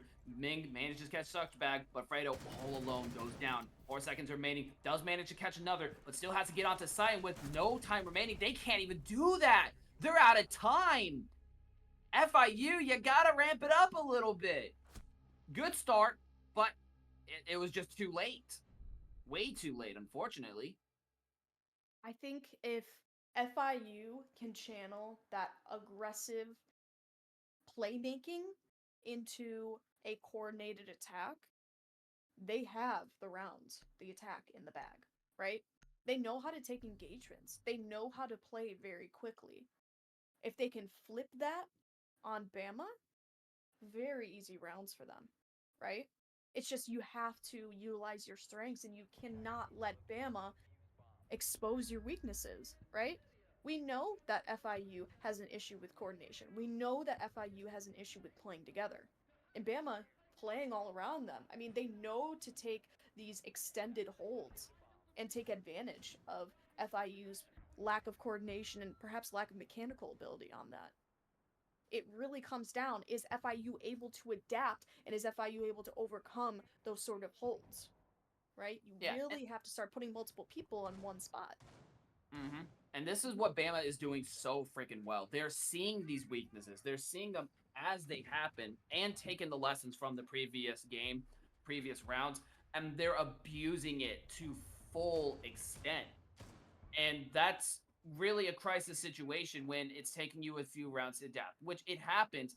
But again, they really cannot afford that, right? They have to be much more dynamic, but it's not enough against Bama. They're extremely aggressive.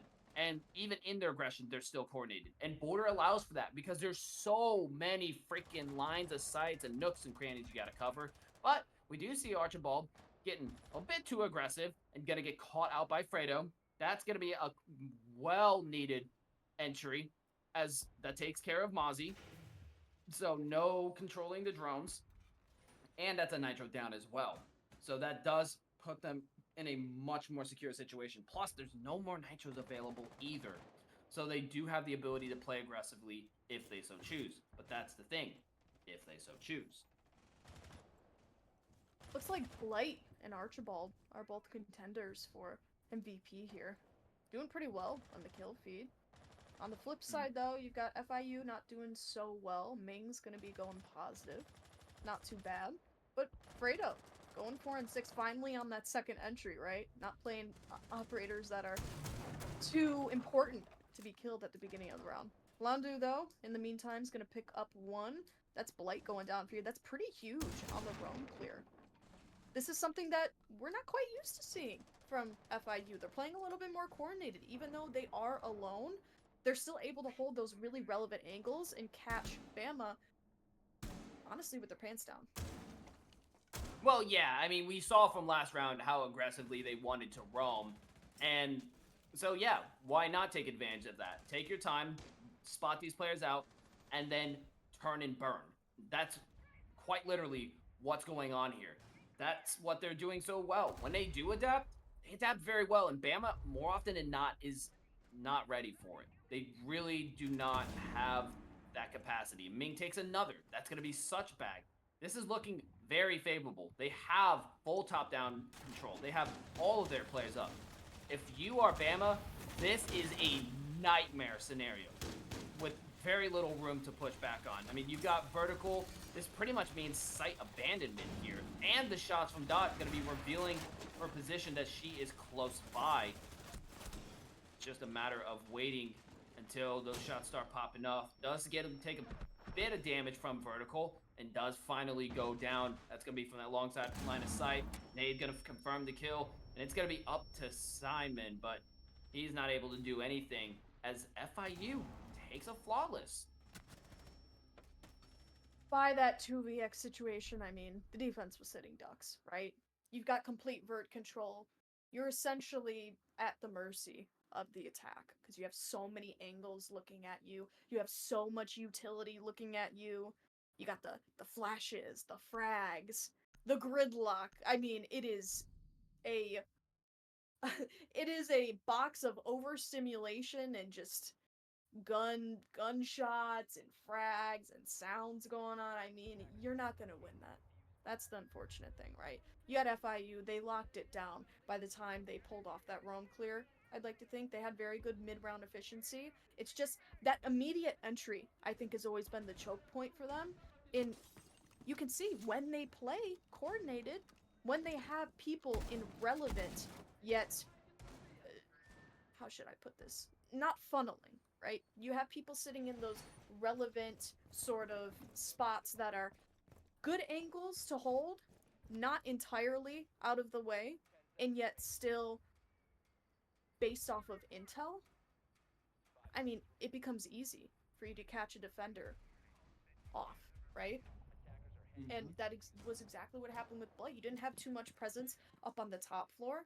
You're able to clear out those two defenders, and look what you got. You essentially have the whole top floor to yourself. Yeah, 100%.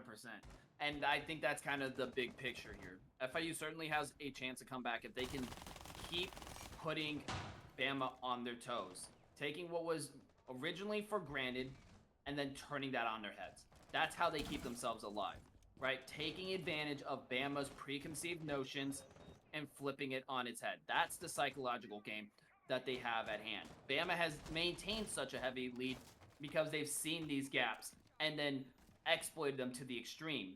But if that weakness is not there, and then on top of that, you play off of that conceived weakness, you now create a dangerous environment, right? And we're seeing just that.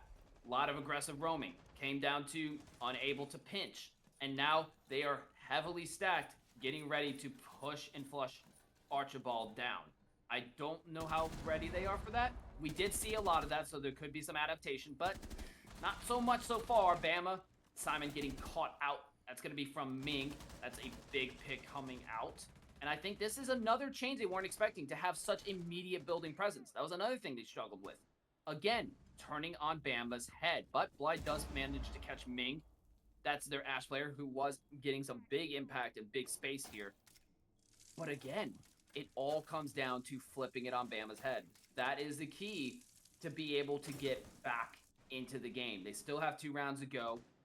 Similarly, for Bama to close it out outright. Oh, what was that walk up?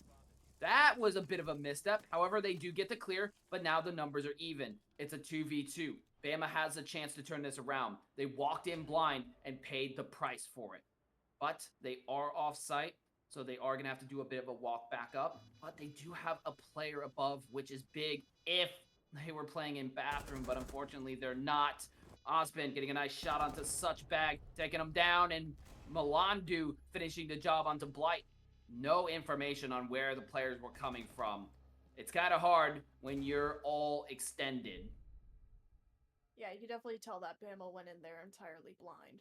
But I mean, tiny little misstep, right? With that Malusi sitting in the corner of bathroom. That Malusi could have been completely dead, right? Just devastating for the attack. If Malusi was able to shut down those players, if there wasn't as many FIU players crowding the site as there was, very easily could have been a round win for Bama to mix things up.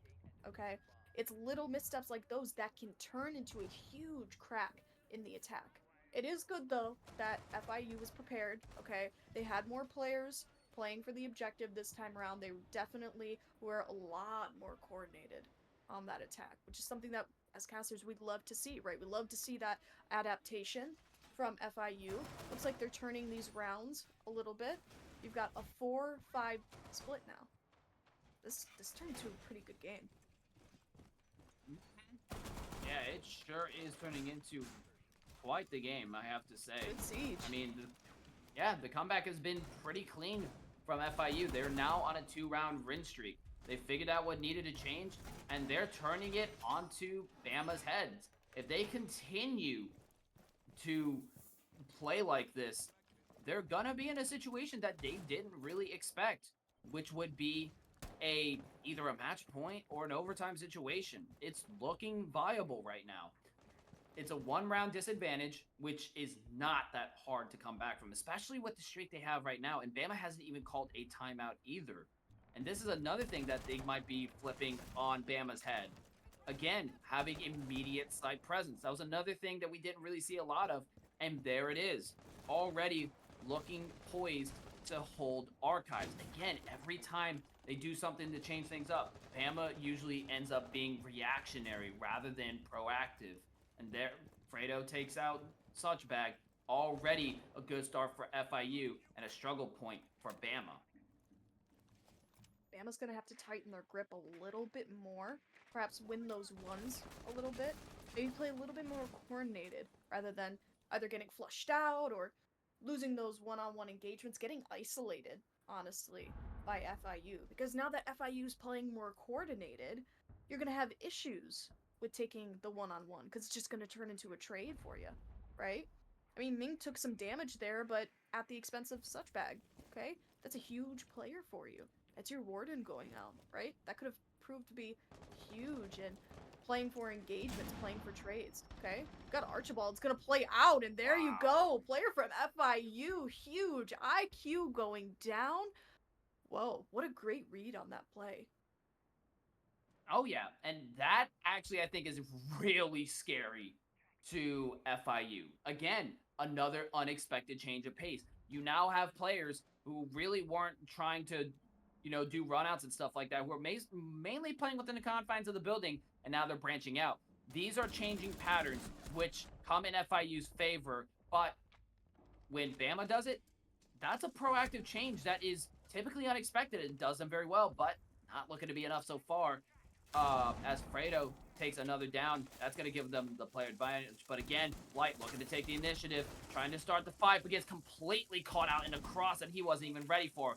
Fredo to finish the job there. That's, again, now putting them in a more strenuous situation. But keep in mind the clock, folks. 27 seconds remaining. They still have to push through Office and Hall just to get onto site. And this could be where they start to put the squeeze. However, Osmond just completely shuts down Simon here. Dot completely flashed out. Shots revealing the position, the constant and rapid move into archives, and that completely throws Bama off guard. If the Mira was able to continue the hold for Fountain, if Mira was able to hold off the attack for Fountain, it could have been a little bit more of an even playing field for Bama, right? The Malusi may have been able to play for a trade, get some more kills, wait out the time, perhaps. But unfortunately, it wasn't the case, right? Looked like Mira tried to take an engagement that just wasn't going to pan out for her. Very, very unfortunate. But if you look at the beginning of the round, I mean, you had some great plays from Bama. But again, FIU, they were just way too coordinated for Bama's cheap tricks. Okay, you had a player that was sitting in CCTV, moving into break room, trying to play off of that aggression, but they didn't even realize there was somebody on their left side trying to play for that crossfire, right? Mm-hmm. You try to even out the playing field and you're getting constantly punished for it. It's Oh very yeah. unfortunate for Bama. Yeah, I mean it's rough for Bama. I mean they've been reactionary this entire time, just playing off of okay, what is FIU doing incorrectly? Okay, how can we take advantage of that? That opportunity is basically gone, like you said. They don't have that option to do that to FIU anymore. They're being proactive and they are changing their playstyle in a way that Bama isn't really ready for because they haven't seen it. And that constant shakeup is what's causing them trouble. I wouldn't even be surprised if FIU said screw it and go for a rush, which I think Bama would horribly be unprepared for because it's so out of the blue from what FIU has established, which is typically kind of playing it safe, everyone do their own thing, right? That's not what we're seeing at all, not even close. And Bama just doesn't know what to do because they're reacting to a totally new environment, and each time it's not like they're just changing something and then keep running it and then Bama creeps up again. No, they're changing it every single round. And this is where Bama is getting completely slaughtered here, losing their round advantages outright. They had a considerable advantage and now it's gone. So Bama has to now take the lead because else FIU is the one at match point, not them. Yeah. I mean, they're going to have a significant advantage, like we were talking about, going into Consulate. So if FIU were to pull it back, they could very easily take the series home. But I think another thing is that Bama, they're used to this comfort with the early round aggression, right? I mean, look, you see the C4 going out. You see the one that he's trying to create here. Such bag on the Warden, okay? If FIU takes advantage of that by playing back, by not throwing bodies on it, they do have a lot of coordination that they could pull out from that, and they could very easily flip it for Bama. Bama needs to play on that stonewall defense a little bit more, right? They need to play a little bit back. They need to stop playing so egocentric. If they can do that, I think they very well might have the game for themselves as well. But we'll have to see how that plays out, right? Fredo's gonna play in, Wow. picking up one. Ming getting one for themselves as well. 4v3 though, a little bit of a trade going out, but no, it's already a 4v2 flurry of kills very early on in the round. Only 130 remaining. Will this be a dark horse? No, Archibald cannot flank on that. You know that the attack is watching those angles. You can't even that out for yourselves. Oh no, that's the only remaining player on this, and in a 4v1 situation, a very, very tall order. Now the attack knows exactly where Dot is playing in that small office. Gonna push out a little bit, trying to pick up one. Will they be able to? No, not so far. Trying to move into archives, but gets caught out on the rotate. So unfortunate for Bama. Was that tech timeout good for them? That's the question. Clearly not. I mean, it really came down to being proactive, and again, they were reactive. They saw how FIU turned up the tempo, and they just simply reacted, right? They just tried to separate them, but all they did was funnel themselves, leading to FIU, funny enough, being at match point. Again, this is a big mistake from Bama. This predictability that every single round they're just going to react, right? Based off of now outdated information. They're not really pulling through as far as tempering and being proactive. One of the fundamental mistakes that they're making is FIU knows their tricks with the early round nitros, with the runouts, with the spawn peaks, with the aggressive outside site hold. They're not having any of it, right? They're holding these long angles, which is crucial to border, like we saw with the East Stairs hold. This is not a winning situation, not even by a long shot, and they're getting punished for it severely. FIU has made tremendous changes that have need to happen, and Bama is again still reacting. You can't do that anymore. It doesn't work anymore. The weaknesses that were once glaringly obvious are no longer so obvious. They have to make a change, or else they lose this map, which would actually put Bama at a disadvantage, like you said, or struggling against KSU Gold, whose record isn't actually all that strong, only winning by overtime, which is not what you want to see. And wow, okay. Oh. Great call coming in from Archibald to be able to spot one out. I guess Bama wants to double up the aggression. And double up indeed they have. They have the intel. Nitro goes out, doesn't connect. It gets a down onto Matt. That's big. Gets a headshot as well. Hello, Archibald. Where is this earlier? Holy moly. Matt is down. I don't think she knows, but does it matter? There's no one to save her or save him. Holy moly, what a pushback that was. Really incredible stuff coming out, but at the final hour, will this be enough for Bama? That's a huge question. It's gonna have to be answered here, right? You got Ming, Fredo, and that ace. Last people alive, 3v4 though. Agreed. Very well could be a pulled round from FIU still. It's not quite done. It's not over till it's over, right? You still got 130 left on the clock. You could very easily get that map control for yourself. It just depends on how you're going to take these engagements. How is the coordination going to work out for you? Bama could very easily be rewarded for some late round aggression here, especially because you have player advantage going on. The remaining players of FIU do not have that much health, and they don't have that much intel either. Gonna really have to rely on one another. Looks like that Malusi, though, from the side gets picked, but in turn, it's a trade. Very, very unfortunate. The numbers still won't be even for the attack of FIU. Still a minute remaining on the clock, though. They do have some time to work with. I mean, yeah, that's kind of a big question. But despite that, FIU manages to bring it back. Bama trying to continue to be aggressive, and it's not working. You had magic in a bottle. That's what Archibald was. That was a miracle. And he's now got a drone.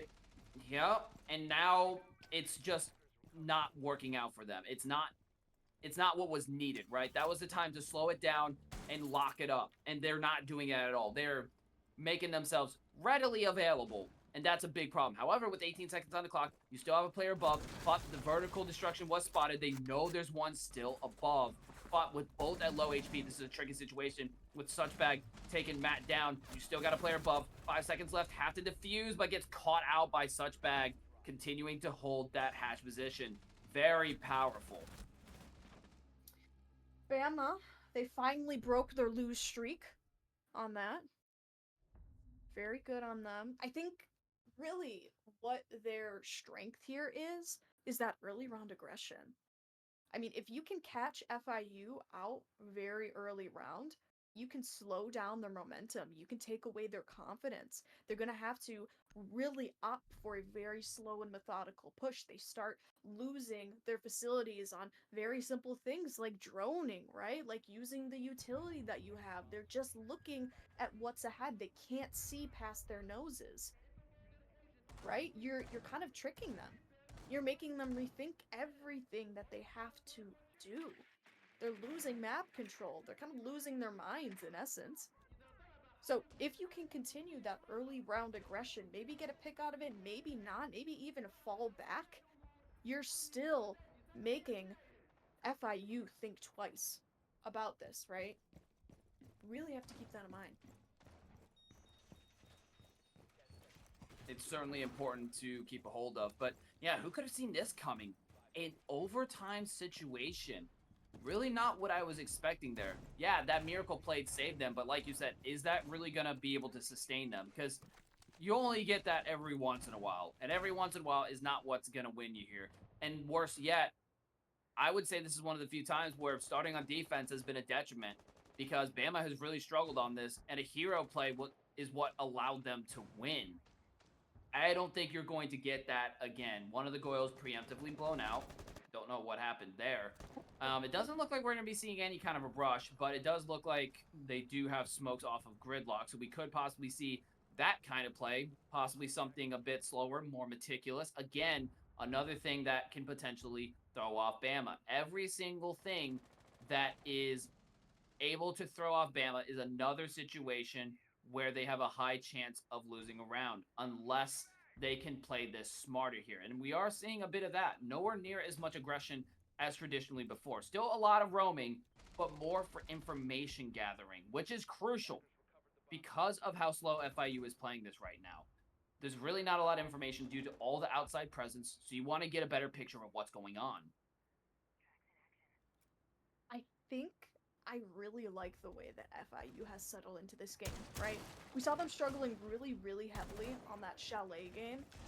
We highlighted the points of lack of coordination, lack of confidence, weren't really playing together on a physical level, much less an intel level. There you go, that's the first kill for Ming. And yet, on this game, it's a complete 180. What's going on? That's what I'm trying to figure out as Malandu takes out Blight. That's another player down.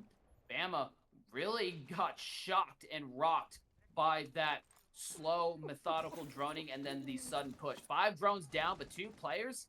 Yeah, that's worth it. Especially with cementing that second floor control. That's going to be a big problem. And here's the thing. They know there's going to be an expected walk-up. And we're seeing just that. Shooting out those gridlocks. They know that this is where they try to get aggressive and get a little desperate here.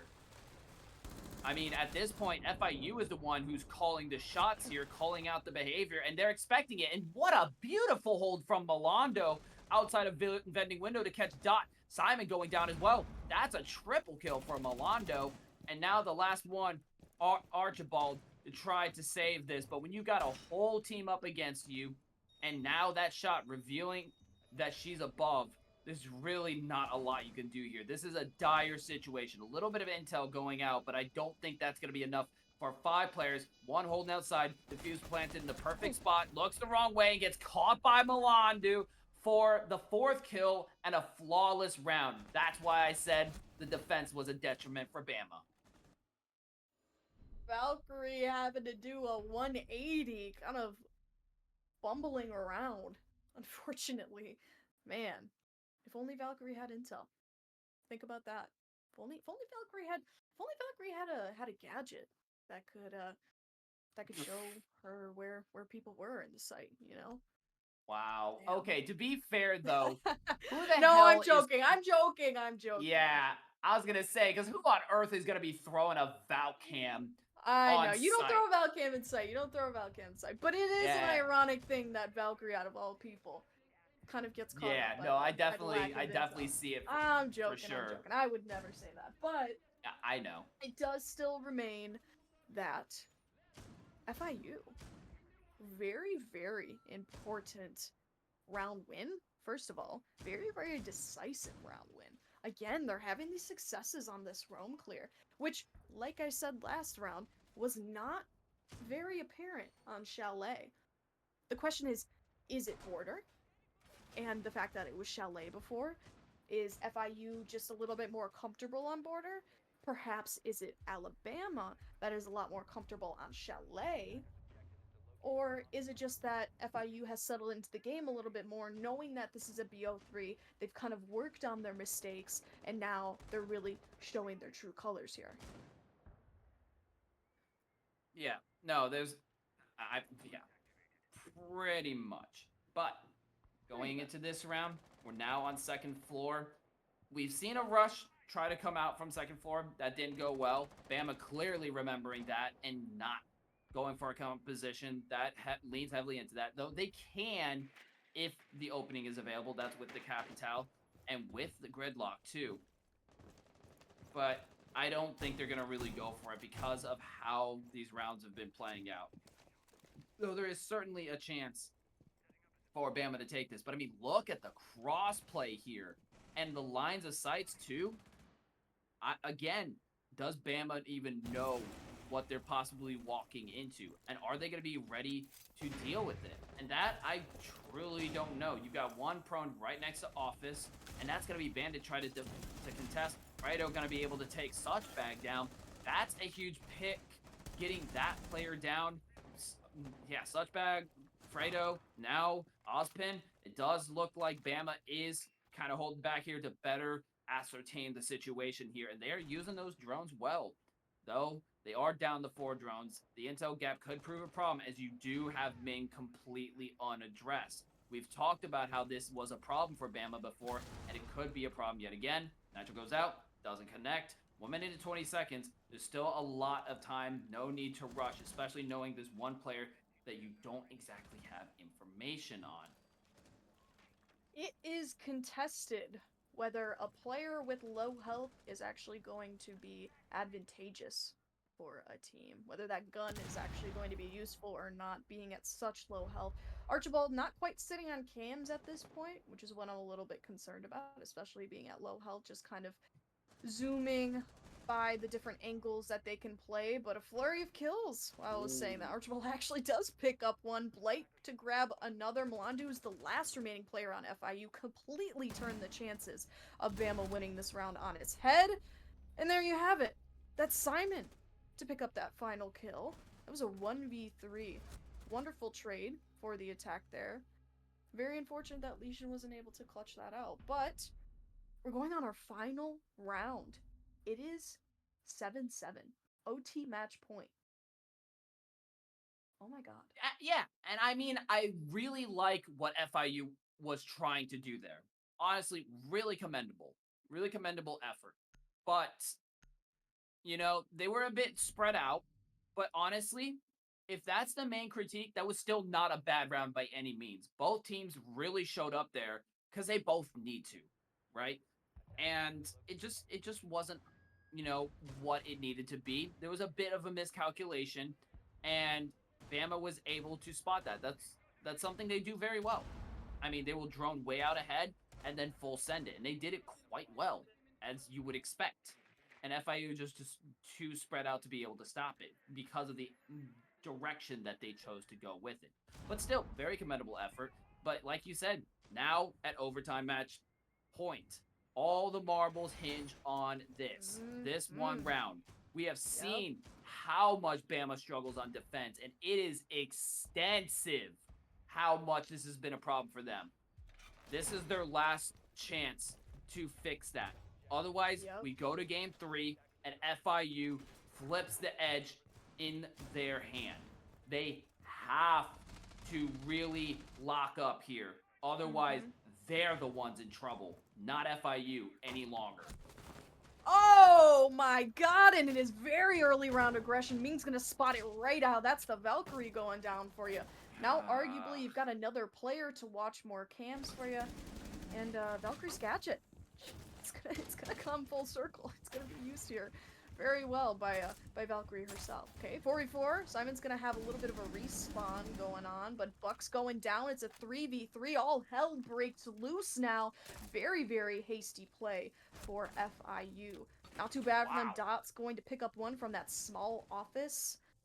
Very, very unfortunate. It's already a 2v3, but you still have 2 minutes left on the clock, mind you, okay? So you have the ability to use your util, but it's not even gonna happen. Finka planting that diffuser. Could this perhaps be a post-plant defense to a round win and eventually a match win for the attack? Oh no, Suchback's gonna pick up that kill on Ozpen, and now it's all up to the Nomad. It's up to Ming to get a 3-player kill or perhaps wait out time. Legion's already gonna sit on that counter defuse, and Ming's gonna try for it, but no! Blight! Blight grabs the kill, and there you have it. That is a GG for Bama. In the final hour, they grab the round win, and therefore the game win that shuts out our series at 2-0 for FIU. Such a commendable attempt. They really pulled it back, but just not well enough. Such a heartbreaking defeat. I mean, they had it all. The glorious comeback, the round advantage into the overtime, starting off on attack, which they were doing so well. And then they just had to do it again. And then Bama just suddenly had it in their head. You know, don't let them roll us like this, right? I mean, they had a great denial. They played towards sight and they didn't overextend. And that story that brought them into that possible dream situation was the same situation that unfortunately brought them down. I mean, great effort from FIU. The sheer number of adaptations, changes, all just to throw off Bama. And it clearly worked. Way too much reactionary behavior coming from Bama. But when they decided to flip that on FIU's head and finally close it out, they did it. And that's really all that matters, right? They've been holding on to a grasp that they were slowly losing, but finally decided to tighten the grip when it mattered. Yeah, can't agree with you more. Funny little thing though, on that final round, Workshop Invents was picked. It had never been picked before. I didn't even think about that. You're right. Yeah, it had never been picked before. I mean, it didn't really matter because it was a rush strat, but just kind of a funny little thing to throw out there. Anyways, FIU. Bold. I mean, going into the rest of this tournament, going into the rest of these standings, I mean, they will be down one match, but I have complete and utter confidence in them that they could easily pull themselves back up into the standings. And if and when they play against Alabama again, I think they're going to be a lot more prepared for them, right? Oh, yeah. Like we were talking about, as they kind of settled into this match, right? Chalet wasn't a great example for them, but Border. I mean, we were talking about how Chalet was going to dictate Border behavior, but that wasn't even the case at all. You saw how well FIU pulled themselves back up by Border, right? They started playing coordinated. They started playing with one another. You had that 2-person walk-in at the very least. You had the trades. You had everything that we were talking about in that first Chalet match completely wiped, right? It was really important for them to play on that, and that's exactly what they did. That's what I mean, I honestly can't say their praises enough, right? I mean, Bama, they kind of were flailing a little bit there on Border for the first few rounds, and well, not for the first few rounds, but I would say mid-game and towards the end. But of course, tightened their grip on the round. They were able to figure out what was going wrong, and honestly, they played for it really well. That's what I like to see. Yeah, that's what we all love to see. And speaking of what you love to see, we're not done yet, folks. We got an interview coming up, so stay tuned for that. But first, we don't want to go on a quick break. So we'll be right back with that interview for you folks. Stay tuned.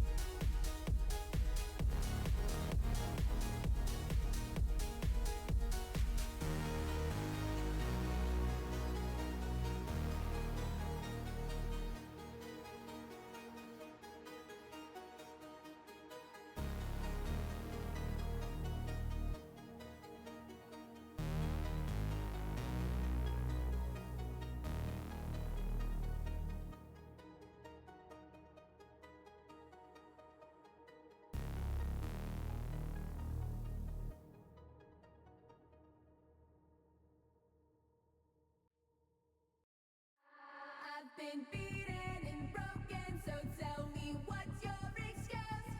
There's no reason this freedom can't be put to good use. I've grown closer to closure, exposing parts of the truth. I've been cursing at the wind since the days of my youth.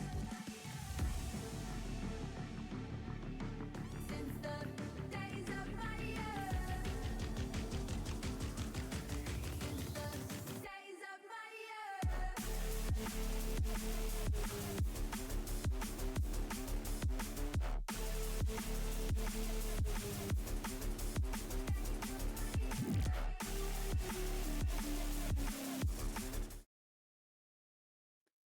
All right, and we are back, ladies and gentlemen, and I am here. We are here with Blight. Blight, welcome and congrats on the win. Thank you. Thank you. It was a fun one. Yeah, it certainly was an interesting one. So, firstly, we got to get the elephant out of the way. What happened on the defense on border? By the books, you had it. I mean, Yeah. significant round advantage, but something just clicked and everything turned around. Even with the timeout, it didn't make a difference. What what happened there? What was going on down in the ground? Yeah, I think a big part of it was we started getting a little ahead of ourselves. We got 3 attacks, which is very, very good. And we definitely got a little bit of a ego on ourselves probably, so we started swinging a bit more, started playing a little farther away from teammates. So I guess that's probably we had to kind of reel that in. So it took way too many defenses to get that checked in, and they were winning their fights. We were I was getting smoked for sure. So that Okay. that that's border was close. It was exciting. Yeah. And it seemed that the gameplay, especially towards the second half on border, was kind of more in reaction to FIU rather than, proactive and coming up with, something to try to shake things up. Would you say that was true, or was there something a bit more deeper happening towards that second half? Yeah, no, that definitely sounds about right. I think probably one of our bigger changes was becoming a bit more proactive what we were doing for our setups and all of that. So I think we were definitely being reactive to them, and that was our downfall for a lot of border. Certainly, because we saw how your playstyle was changing based off of that. So that certainly kind of lines up with what we were observing. Jenna? Attack timeout. I mean, obviously, you kind of touched on the sort of things that you were looking to change, like, playing with each other a little bit more, getting a little bit more proactive on the defense. But how did that attack timeout look? Was it tense? Were you really just trying to get as many things in as possible? What were you guys up to on that? Yeah, I mean, I don't know if it was very tense. It's kind of just we had our coach in there. Our coach was like, "All right, y'all got to chill out. You got to lock in." Um, I think we had a little bit of an argument in the previous round. We were talking about swinging and stuff like that. So there might have been a little bit of a tense nature to it at the beginning, but we kind of, I like to say we locked in doing it, but then they kind of rolled us in the next round. So I don't think the tech timeout really worked. If anything, it worked in their favor, but I guess it gave us a little bit of time to talk about what's going on, and eventually we did talk about stuff that, like we were just talking about, being a little bit more proactive. So we were just a little behind the curve on getting that done after the timeout. I Interesting. mean, Yeah, no, yeah. that certainly makes sense. I mean, in for FIU being such a coordinated team, I mean, they settled in so well to this game. We touched on it multiple times. Their Chalet game, very off, right? They didn't have too much coordination going on. Their drone economy wasn't that great. They weren't adapting very much. But then it came to border. I mean, were you guys surprised by that at all? Oh, I mean, for sure. Not to an insane degree. I mean, we knew they were good. Um, we assumed on Chalet, they were probably still settling in, trying to find their spot on the attacks. So we were definitely we were a bit controlled at the beginning of Chalet. We weren't over swinging. We were winning our fights. I mean, it definitely could have gone the other way in another matchup. It could have been they could have 7-1 us on the Chalet in another day. But I think just the way it started was definitely in our favor. So we were able to close it out, even though they got a few rounds on us near the end. But we were able to eventually close that out. And the difference between that and border, it wasn't shocking. We knew we were like we try to take each map as a complete reset. Obviously, it's kind of almost impossible to do that because in your head you're like, wow, we played pretty good on the last map. You get a little bit of ego, but try to ground ourselves a little bit. So we knew what happened on border could happen, but I'm not gonna say it didn't. It wasn't upsetting, and it didn't still shock us a little bit. Okay. So I do kind of have a follow up to that because that piques my curiosity. Initially, right, when you guys started off the first half on Attack on Border, there was a lot of unparalleled aggression. There was a lot of tonnage of playing it slow in the first game of Chalet from FIU, which kind of came to the detriment of FIU and played into your advantage. But I feel like the aggression really scaled up on Border. What was that all about? Was that more of a playstyle thing, or did some of those preconceived notions of patterns still kind of make its way into how you interacted with them on the first half of the second map? Yeah, I mean, Border's an aggressive map, very gunfight heavy map. Oh yeah. You're face peeking a lot of stuff either on defense and attack. So it's uh, I mean, it goes back again to the ego thing. I think we were really confident with our gun skill from the Chalet, so we were we have some people doing jump outs, some people doing spawn peaks, and unfortunately, I don't think any of them worked in that half. So many of those defense rounds, we were starting down man count real early, whether we were just getting picked off in an early fight or we did something stupid at the beginning of the round. So that was definitely the tone setter of our defensive rounds. Um, but I mean, the attacks felt good. The attacks felt real good going into that. Yeah. We were winning our fights there for the most part. But Right. I think most of those attack rounds are pretty close. So like most other things, they could have gone either way, and we just got the fortunate side of the coin on that one. Gotcha. Okay, I can definitely see that. Jenna. So I kind of got a final question for you. Now that you are second week in, you've got a few games under your belt. I kind of am wondering what is your direction now? What are you going to look to work on now as you continue on in this tournament? I mean, one of our biggest things, I think, especially on defense, and it's why we probably lost a lot of those border defenses, was especially the roamers playing together. We like to get off on our own and go for hero plays and such like that. So, in that aspect, that's always something we have to work on. Surprisingly enough, I know we played well in border attacks, but our attacks are usually very weak. So, we're usually betting on our defenses, and Border showed the opposite, surprisingly. But I think that was probably a fluke. So we're going to be continuing to still work on our attacks. We got a player that's a freshman. He's new to the game, new to comp. So we've been winning him in. He's playing great. And then we've got a couple of unks, including myself. So we're it's been a constant grind to fix those sort of problems, but definitely working on those attacks, playing off each other, that sort of thing. Yeah, and Looking that's an forward to the next interest. games. Yeah, and that's an interesting angle to kind of consider because, yeah, that is a fair point. You guys really did rack up a lot of rounds on attack. So I guess my question then to you would be, are you potentially considering an avenue for reconsidering your angle with Border? Because, I mean, you guys had a really good attack. Is that possibly on the schedule to maybe adapt what went well on Border on attack going forward? Because I definitely see some potential there for sure with the Yeah. style and how well it went. Yeah, we've been working. We've definitely been focusing a lot more during scrims on attacks, especially on border. So I think that probably played into the map on today. So our defenses are a bit older. We pulled out one of our newer ones near the end when we started castling and holding east and stuff like that. But it was that was kind of thrown together. That was being the proactive sort of thing. So Yeah. I think definitely in terms of border specifically, it's defenses to work on next. So we probably need to revamp what's in our strat sheets and work on that going forward. And probably now that we know that border can be our weaker side, or not border, sorry, defense can be our weaker side, it's probably a good time to go back and look at some other maps on defense as well as we're getting progressively better on attack. Yeah, no, that definitely makes sense. But with that being said, one last question for you, Blight. You got any shout outs for us before we head on out for the night? Not much other than my teammates, Archie, Mason, Dylan, Simon, and our coach Jake. And that's it. Can't do it without them. Love playing with them. Oh, yeah, you definitely had some stars there. And And Selfless thank even though y'all. man. timeout, Yeah. Thank y'all for yeah, casting.